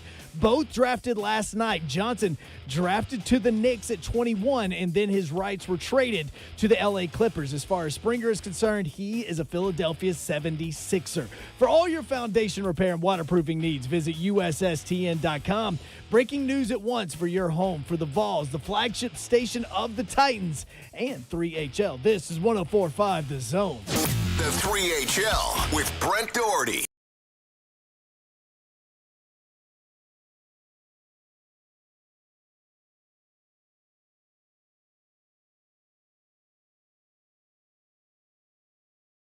Hey, with you. I'm in the building. Don Davenport not in the building. Not in the building. We miss you, Babs. We do miss you, Babs. If you want in, 615-737-1045. Give us Haven't some. had any trash talk. No, we haven't. Like in a I minute. want to trash talk the entire NBA for passing on Keon Johnson for as long as they did. I do too. I think that's a problem, and that was very, very, very, very foolish. He gonna make somebody pay. Did you see the look on his face? He wasn't even excited. Oh, exactly, exactly. Like, and he had that Knicks hat on. Yeah. He wasn't going to the Knicks. Mm-hmm. I hate how the NBA draft does that. Yeah, but the funny thing is, they're like, man, such and such might go right here. Yeah. Come on, man. Y'all know he about to go. First time since 1977, Tennessee with 2 first-rounders. Only time in school history other than that year. Jaden Springer, 28, to the Philadelphia 76ers. And we went through a mock draft that had him going 28 to the 76ers. Yep. So Keon going to the LA Clippers, and we'll see how that works out. As you heard Joe Hunk mention, we'll talk more about the NBA draft this hour. Definitely got to get Ron Slay's take on several things that happened last night. As you might have heard Joe Hunk during the break, Titans with a new kicking coach and former Vol, VFL. James Wilhoit, longtime friend. And, man, he's been in the kicking instructing world for a long time. And you know, he's talked with us as long as like 2 years ago about how some teams in the NFL were going to that, having a specific coach for the kicker. Mm-hmm. Because a lot of head coaches don't know what to do with the kicker. Like, I don't know, go over there and kick. Like, that's what you're supposed to do. Like, if you don't make it, I'll find somebody else, that kind of thing. So, obviously, there's more to it than that. And so James Wilhoit will be that guy. And he's had the Wilhoit Kicking Academy for a long time. He's from here, went to Hendersonville High School. Big-time soccer player, too, back in the day. And then, of course, had the – I didn't know he played soccer. Yep, had the field goal that beat Florida from 50, which is one of Vern Lundquist's great calls. Yeah. Redemption, because he had missed the extra point that would have tied the game. I was there. I remember that. Can you find that call, the Vern Lundquist call? Wilhoit, 2004 Florida game. Yep. I was sitting in the end zone. That's a great call. And then if you go back and watch the highlight, they actually pan to his dad, who is standing by the chain link fence going crazy. Can you imagine being a parent, watch your kid do that? What was it? He was a freshman, wasn't he? That's a sophomore. good question. He was either a freshman or a sophomore. It was really, really early in his career. But can you imagine watching your kid go through that? No. I mean, missing an extra point that would have tied the game. Guess who scored that touchdown? Jason Swain, actually. Oh. All comes full circle from Eric Ainge, who's on the radio in Knoxville. And Swain was probably actually down, like if they'd had instant replay back then. But then Will Hoyt misses the extra point that would have tied the game. So Tennessee ends up having to get the ball back. There was a questionable penalty call Florida fans don't like. And then Eric Ainge goes down the field and Will Hoyt with the redemptive kick. So they hire him as kicking coach. We'll see. And it's funny how they announced that. It wasn't a press release like we usually get. Like Tennessee Titans have hired James Will Hoyt as kicker coach. It was Mike Vrabel in a press conference going, yeah, James and Craig are over there working with the kickers. James Will Hoyt, he's kicking assistant coach now. Red shirt freshman year. There you go. Told you. I knew it. 25. I knew it. I was fresh out. That was a great celebration, too, because when he kicked it, he made it from 50, and it was, it's good from 60. He knew it, yeah. He banged that thing. The run. He was like, screw that damn extra point. Watch this. I got something for us. I got this. Yeah. And Arms he open. went running like airplane style, like Jeffrey Leonard back in the day. Looking around. But because he was about to be the GOAT, the wrong GOAT. He was close. Close to being from the wrong goat to goat. Yeah, exactly. My man. You have the call? This is the Vern Lundquist call of this field goal in 2004.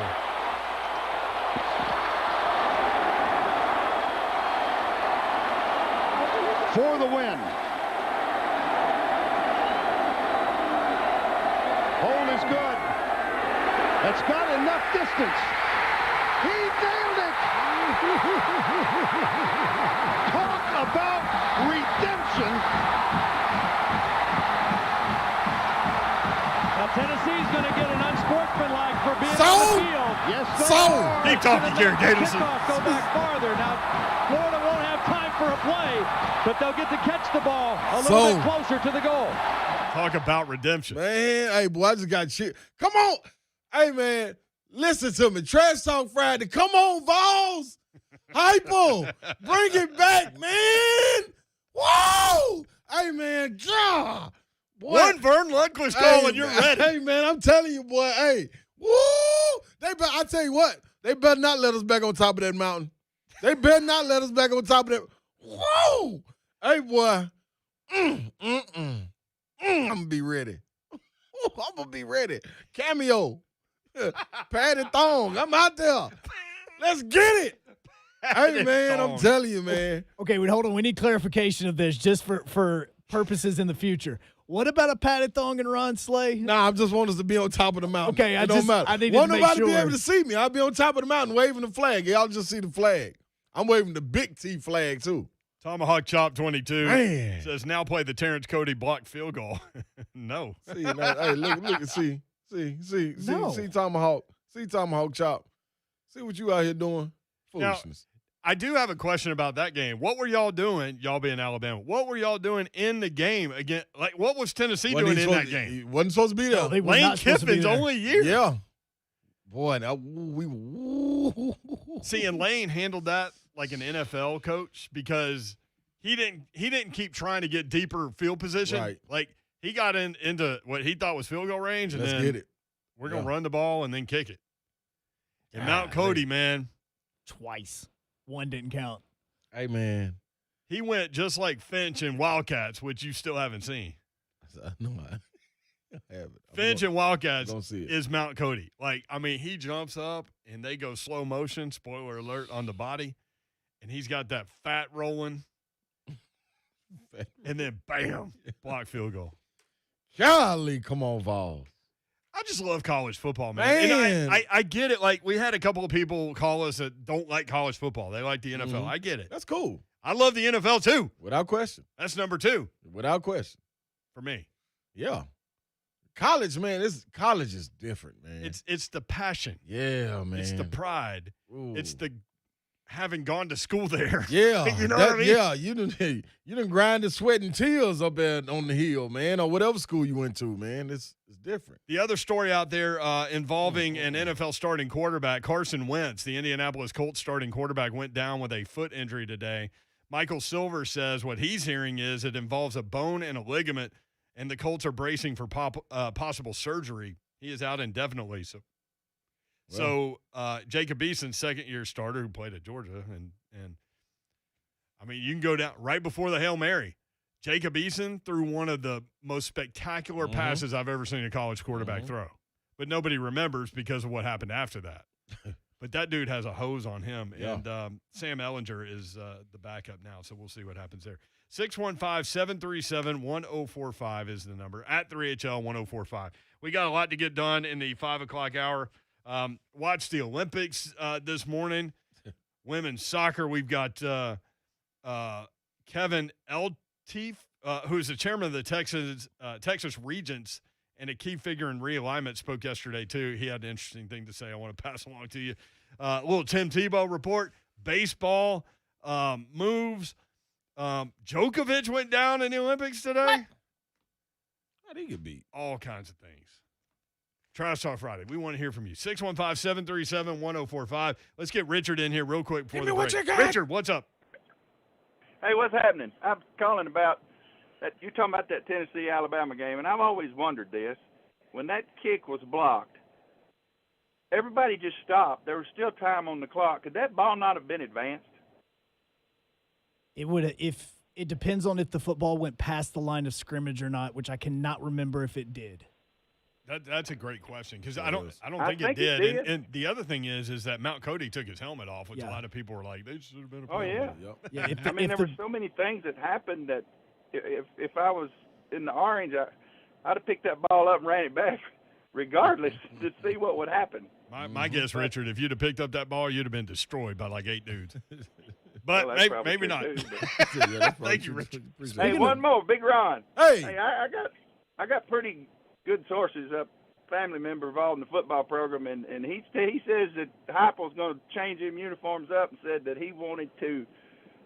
He said, name me one team that can win without swag.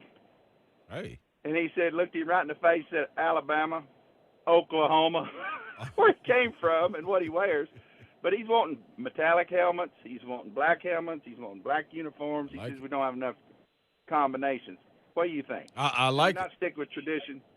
I don't know if he's going to get too crazy, but I do think that there are going to be some changes based on some things that I've heard of. You know, now, Nike's all game for it. They're also being kind of quiet about it too, because it's kind of a traditional fan base. Yep. But you got to do it with the kids today, man. Dude, that's when you go on these recruiting visits, and we'll get into this all later. But you go on recruiting visits, man. When you taking them pictures, they want to be able to, like he said, swag it up. Like that's part of it. Swag it up. Drill. You gotta have some drill. We'll be right back. A.J. Brown, Bud Dupree, and Caleb Farley. You hear them on the exclusive Titan station. 1045.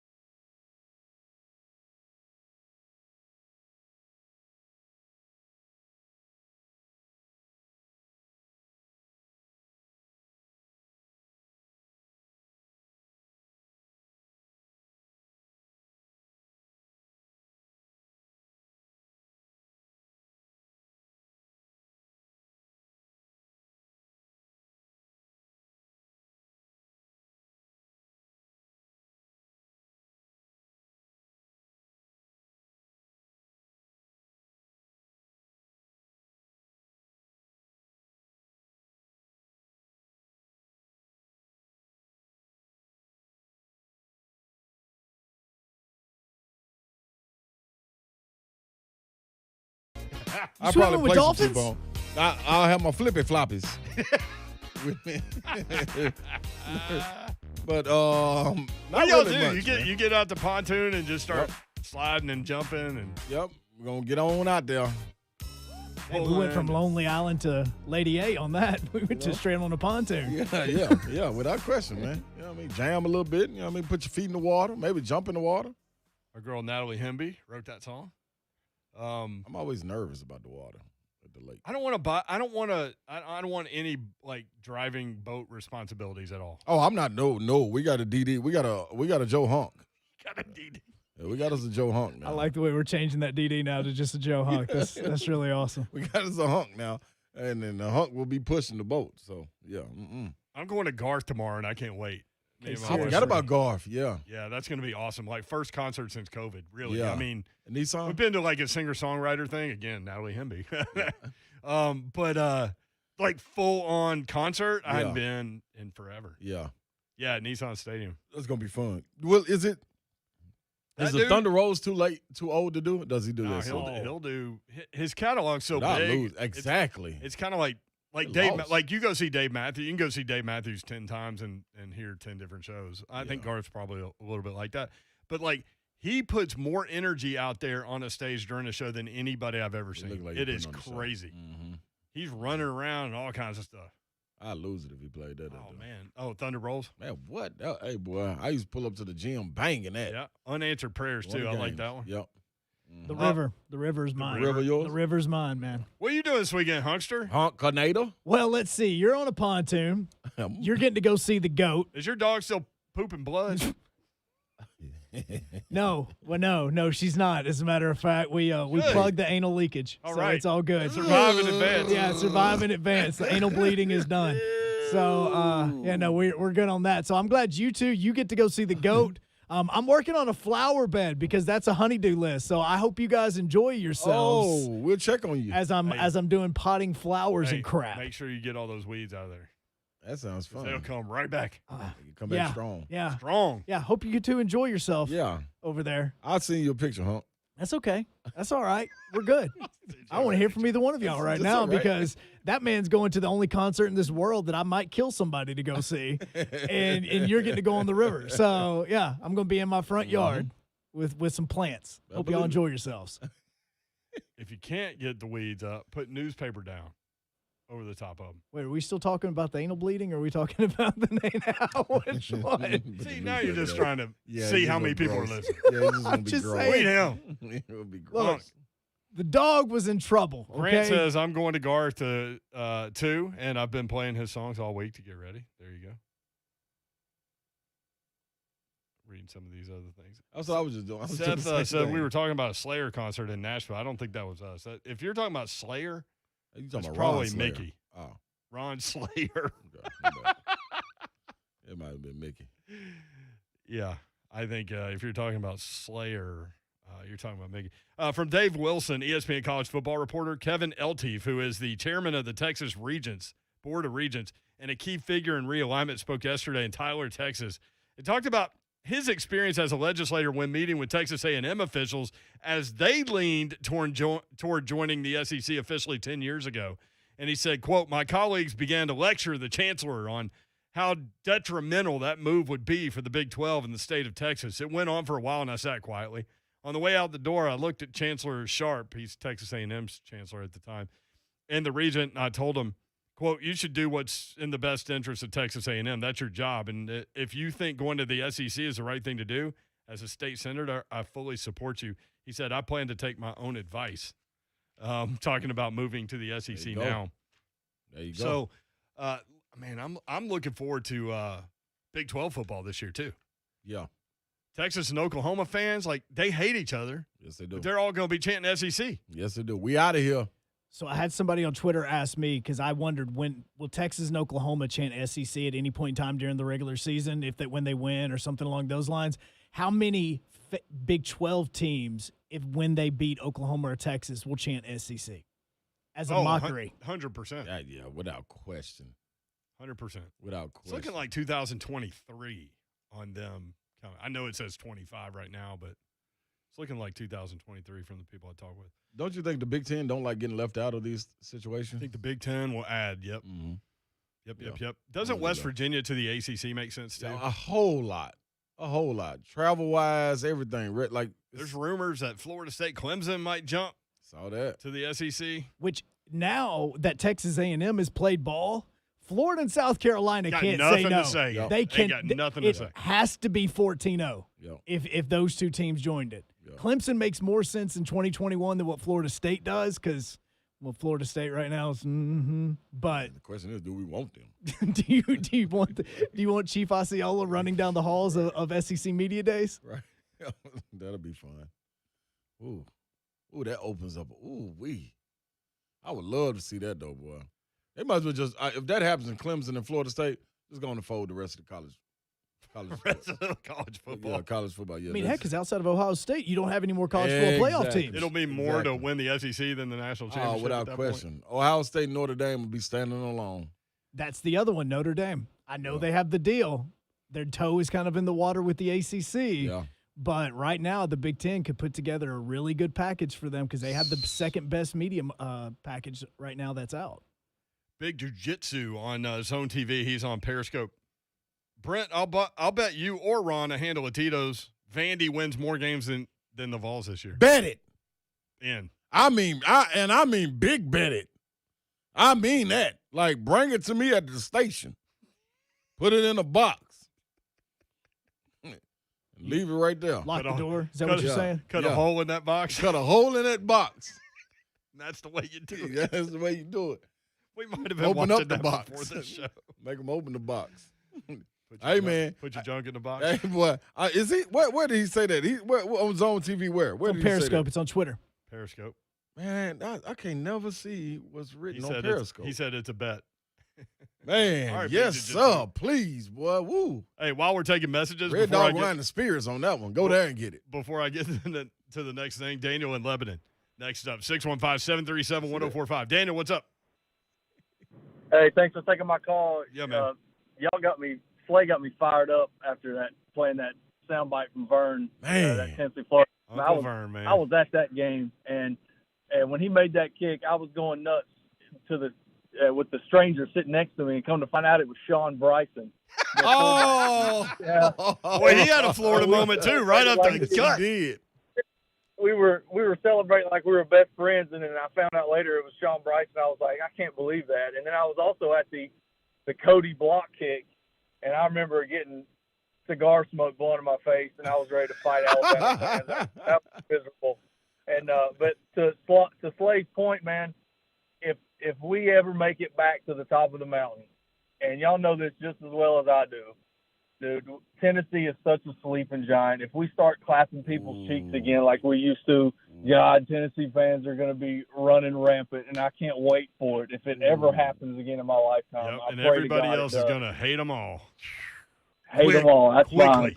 I can't wait for them to hate us. Hey, boy. thanks, Daniel. Appreciate it, man. Sean Thanks, Bryson. They already hate us, man, and that's the thing, man. See, and I don't know if it's like this at every other university, but up there on the hill, man, it means something different. Like, you can be in that stadium, 110,000 plus strong, man, and I'm telling you right then and there, you don't know who you sitting beside.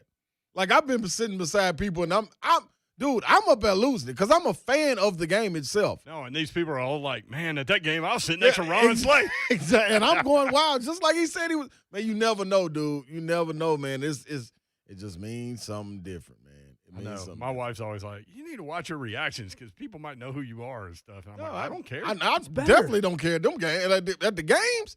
Listen, man, when you see me at a game, I'm in fan mode.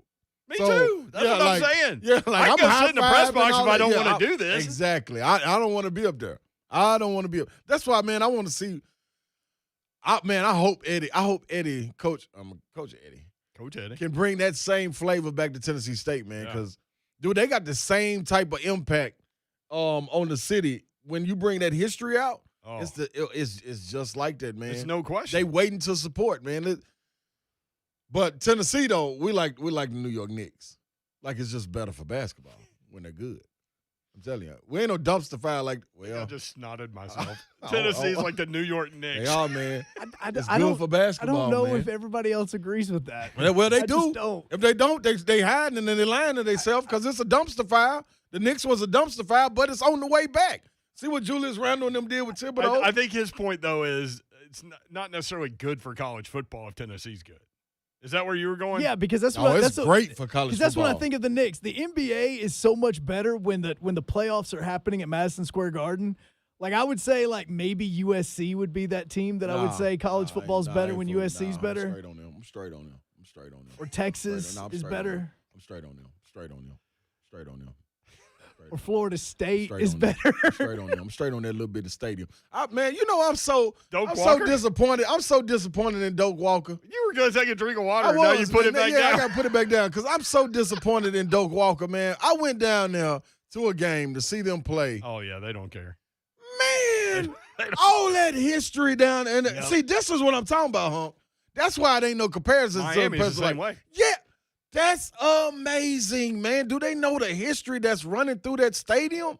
Miami came to Neyland Stadium and dominated the Vols one day, and there were like 8 Miami fans. Look, dude, it was crazy. The Hurricanes' tradition died when they destroyed the Orange Bowl and built Marlins Park. It's because when they moved them out to Miami Gardens, it just was not like it has not been the same since. But what's the excuse for Florida State? It ain't one. They Doak changed Walker the is uniforms. dead. When they went away from the one of the most beautiful looking uniforms in college football, they went to those god awful things that they wear now. That's when it died. I'm just saying, and a dude's man. reading a book in the stands instead of watching the football game. Kneeling, when kneeling's popping, hey, man, I'm talking about the nation. The nation better be on lookout. I'm telling you, I'm giving you facts. I'm telling you what God love. I'm telling you the truth. Y'all can take it, do what you want with it.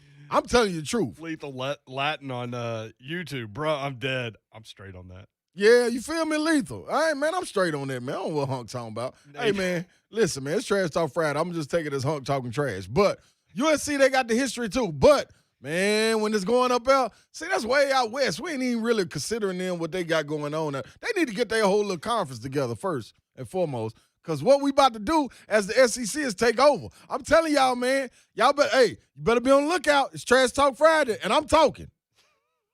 And this ain't no trash. This is the truth, Jack. It's America, Jack. Smell my cologne. I smelled it walking in. See what I'm saying? Yeah. You smell good, Slay. Thank you. You're welcome. That's right. Gracias. That was not trash talk. That was honesty, but being nice. Yeah. I had a buddy that went to a Tennessee UCLA game out in L.A., and I was like, how's it going out there? He's like, man, nobody knows there's even a college football game out here. No. They don't See care. what I'm saying, man? No, nobody goes to UCLA football games. Like But LA's just so big. Like anywhere you go, like nobody's. That's a pro sports town. Exactly. It's so much to do. And the Rose Bowl is so far away from where UCLA's campus is. Like, it's not like it is with USC. Like, USC is on the edge of campus. UCLA, again, you have to drive to Pasadena from LA. Nathan on Twitter. One time I was at a UT Florida football game. A buddy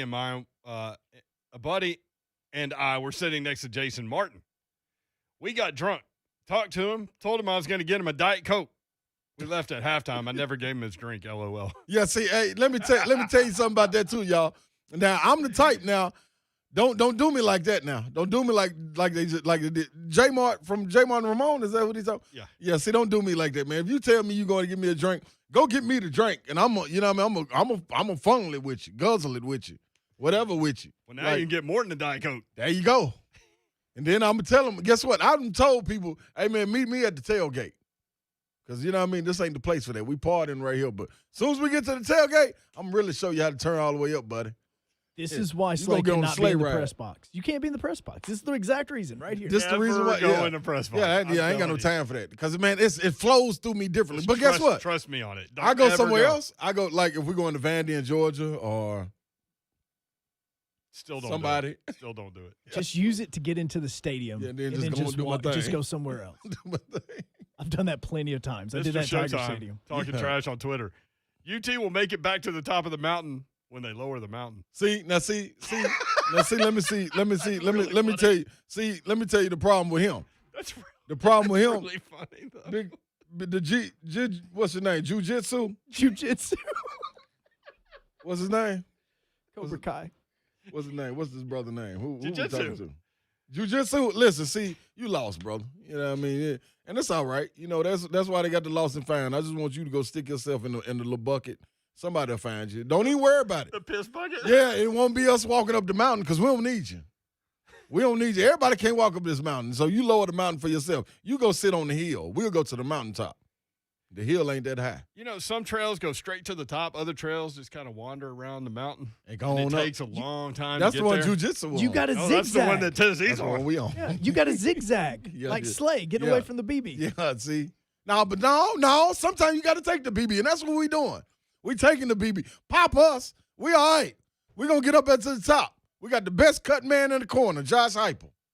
We going to be okay. See what Kelly doing? You see what Coach Harper doing? No, it's Kelly. Don't matter. It Just is keep Kelly going. Jolly Just keep Harper, yeah. going. I thought you were talking about my wife, Kelly. I'm like, what is she doing? She's going selling to homes. the mountain. You see what she doing? And then you got Coach Barnes. He doing what he's supposed to do. Then you got Heupel. Now I'm right here on the train, on the sleigh ride train, talking trash. Anybody want to join in? 615-737-1045. I'm answering your call. What you got? Huh? What you got? I'll do this all day. Is what I'm trying to tell you. I'm straight on that. I'm straight on that. Yeah, then you got to calm your voice back down. I'm straight on that, man. I'm straight on that. I'm straight on what Hunk was trying to talk about. Man. They talking about Tennessee needs Justin to worry says about they becoming walk the in, best team in the they state. walk in circles around the bottom of that mountain for the trainers. Need to be worried about the best team in the state. Who's the best team? Who's better? Now wait a minute. See, boy, y'all get so carried away. I tell you It's what. Trash Talk Friday, man. Exactly, and that's why I'm letting it go. That's why I'm letting it go. Cousin Shane Hall, I'm with Slay. When we get back, we're going to be unbearable. Man, I've said that for years. And it's because y'all kicking us. When if Tennessee gets to the point where they're winning like 10 games every year, you better forget about it. Tennessee fans are going to be tough to deal with. We're going to be just like Georgia fans are. Ain't won nothing, but just happy to be winning. I'm going to tell you the very Like moment a trash talk right now. Tennessee beats Alabama for the first time. You talk about unbearable. You invading the entire state. Can you imagine this show on a Monday after Tennessee beats Alabama? I won't be doing it. Yeah, you will. I'll just be on a dead run around here. A dead just run in a circle the whole 3 hours. Shirt off, swinging What? it, red dog in one They think hand. the car ain't got no roof. In Vegas, you let the Vols, hey, boy, woo, you ain't seen it. You ain't seen it. I'm telling you. But I got something for you. Car really ain't going to have no roof. I got something for you, too. A break. We'll be right back. Blaine and Mickey are paid for results. Yeah, you can put a good recruiting class together, but you're paid for results, not actual recruiting classes. Blaine Bishop and Mickey Ryan. Blaine and Mickey. Monday afternoon, 1 to 3 on 104.5 The Zone. Sports betting legal in Tennessee. I'm still trying to think about what would happen to Slay if Tennessee were to beat Alabama. They're probably going to be about a 33-point underdog this year, but maybe someday. Maybe you go Tennessee plus the 33 and they lose by 32 and you go crazy like Slay's talking about. Sports betting legal in Tennessee. And there's one local legal sports book, that's action247.com. That is the website for you to go to. Local company, check them out. By Tennesseans, for Tennesseans. Again, the website, action247.com. But the better way is the app, I think. Download the apps. They're up and running on Apple and Android, and you can go to work. The fun part about it, to me, in-game stuff. So as I was watching the American women play soccer this morning, you could have been betting at like 6:30 in the morning and having fun supplementing your sports entertainment viewing pleasure with some sports betting. Olympics going on, as I mentioned, Major League Baseball. Through Saturday this week, you get a $25 free bet if you bet $30 or more on any Major League Baseball game through Saturday. One per customer. Minor League Baseball, you can bet on the Sounds too. So you can go sit in the bandbox and have some stuff on that game too. Must be 21 years or older, present in Tennessee to bet. For gambling problem support, call the Tennessee Red Line at 1-800-889-9789. Switching your car insurance to Geico is both easy and could save you hundreds. It's the best of both worlds. Like a corgi who does household chores.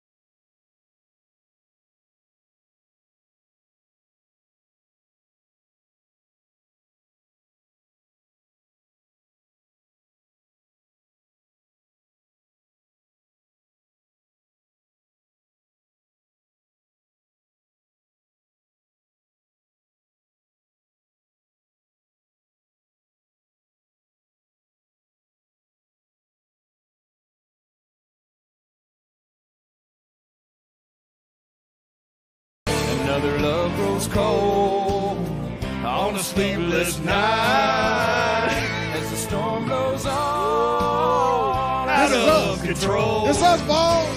We're on the way. Garth Brooks at Nissan Stadium tomorrow. If you see me, say hello. Thunder rolls. That's my jam right there, boy. I used to pull up banging it before the games. Yeah, buddy. Very unexpected. But you were the Thunder, and you were rolling. I was coming through rolling. I never would have guessed that that's what you're rolling up to. I'm just going to be honest with you. Hey, man, you'd be surprised, man. You Whatever should tell put me in the Garth. I mood. think he'd be impressed. Yeah, whatever put me in the mood, man. I'm coming through. Garth, a big Oklahoma guy. Now he's in the SEC. Oklahoma State. He's an Oklahoma State guy. He's Oklahoma State? He's Oklahoma State. So he still got love then. So, no, he hates. No. He's a hater. No, he got love for us. No, he's a hater. Hater for the Vols? Probably. Oh, well, that ain't real, Garth.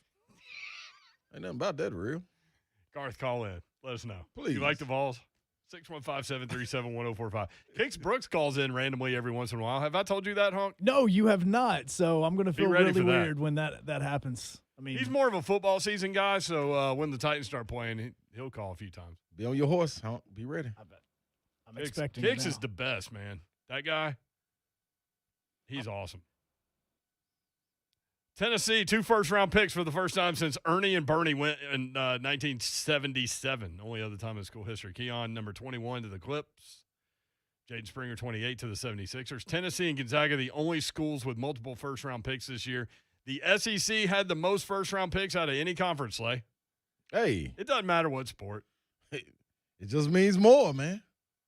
Comma, Just means more. Especially in football. That's what you said immediately. That's a fact. When he saw how big that crap was. Man, that was amazing. And it wasn't even normal. No, not close. Oh, yeah. That was like a third of what it That's the normally is. crazy Wait part. till next season. That's crazy. Charles Bassey from Western Kentucky went to the 76ers with pick 53 in the second round. Congrats. Double machine. Congrats to him. Austin P guard Terry Taylor has a training camp deal with the Pacers. Congrats to him. And former Tennessee forward Yves Pons did not hear his name called during the draft, but is expected and did sign with the Memphis Grizzlies as an undrafted free agent. Congrats to him. All right, I think you've inspired some people. Okay. To call and be heard. Calvin in Nashville next up on 3HL. Hey, Calvin, what's up? Hey, thanks for taking my call, fellas, man. Y'all live on a Friday, getting everybody all hyped for the weekend. Hell yeah, that's all we got to do. Better believe it. Amen, brother. And I know we all smell football in the air, and, you know, Slay coming hard like a Derrick Henry stiff arm. But, hey, I hope my brother-in-law, he might be out driving, taking my sister out to dinner tonight. And this Trash Talk Friday, he's thinking the Lakers going to win a championship, man. They need to change that sponsor. They might as well change it to Icy Hot, because you remember the Karl Malone and Gary Payton didn't work out. Yeah. Westbrook, he a Hall of Famer, man, but they ain't going to be on the court at the same time, just like Brooklyn, man. Next year, if it ain't my Memphis Grizzlies, it's going to be Steph Curry, man. Y'all have a blessed weekend. I'm out. I love it. That's what I'm talking about. That's the trash talk I'm talking about. Yeah, a little pace to him, a little energy to him. Yeah, that's it. I like it. Mark in Kentucky. All right, Mark, bring it. Mark, what's up? Hey, guys, I am a big Oklahoma fan. Yep. Okay, cool. I think it's going to be a big mistake for Oklahoma to go to SEC. You like dominating the Big 12? Well, we barely dominate the Big 12. What do you mean barely? You I mean, won 6 conference titles in a row. Yeah, but we got to go to the very final week to even go to the championship. Like last year, we barely got into the championship game. If we didn't beat Oklahoma State, we wouldn't have got in. Mm-hmm. We go to the SEC, it's going to be murder. I told you, it's night in, night out in the SEC. Ain't no ducking either, boy. I mean, you got to think about it. You got Alabama, Georgia, Auburn every other year, Florida, LSU. It's not just that, too. Like, even the teams that are down are tough to beat a lot Yeah. of times. Mm-hmm. I agree, 100%. We don't have that in the Big 12. Right. They are what they are every year. It's Oklahoma and Texas. It's going to be is what it is, no matter what. But when you go to SEC, it's different, totally different. Thank you, man. Have a good night. Appreciate it, All bro. Yeah. I think a lot of fans probably feel like that. But at the same time, it's going to be fun, though. Yeah, and it's going to be we're going Change to is have a fun ball, sometimes. man. Big money talking on this one. Big money is talking on this one. I'm going to be real. Well, it's the week. It's the weekend, baby. I ain't got no roof. Yep, we here. We are here. We here right now. 3HL after party coming up. Did you include some of that 520 segment, or had you already done it? It's already been done. But that 520 segment is going to be saved for whenever we need to let everybody know that's coming in for football season what they're getting. Yeah. Zena says Jackson and Boston went from Kentucky. Thank you. Oh, yeah, they sure did. Yeah. Congrats. I mean, the SEC was the number one conference. Yeah, Cam Thomas went too from LSU. Like later than I thought he would. Yeah, way later. He looked pissed. Sharif Cooper too. Way later. Sharif Cooper. Oh, that's crazy. To Atlanta. That's right there at home for him. Yep. All right. Hey, have a great weekend. We'll be back at it on Monday. Babs will be back, and we'll have a lot to talk about. Oh, without question. Later. Have safe. a great weekend. What'd you say? Mike Keith. There you go, Mike Keith. Thank you. Starts up Monday. We'll be back at it then. Later. We gone. Your home for the Titans in Music City Touchdown, Titans! is that way for many more years. Ryan Tannehill! 104.5 The Zone.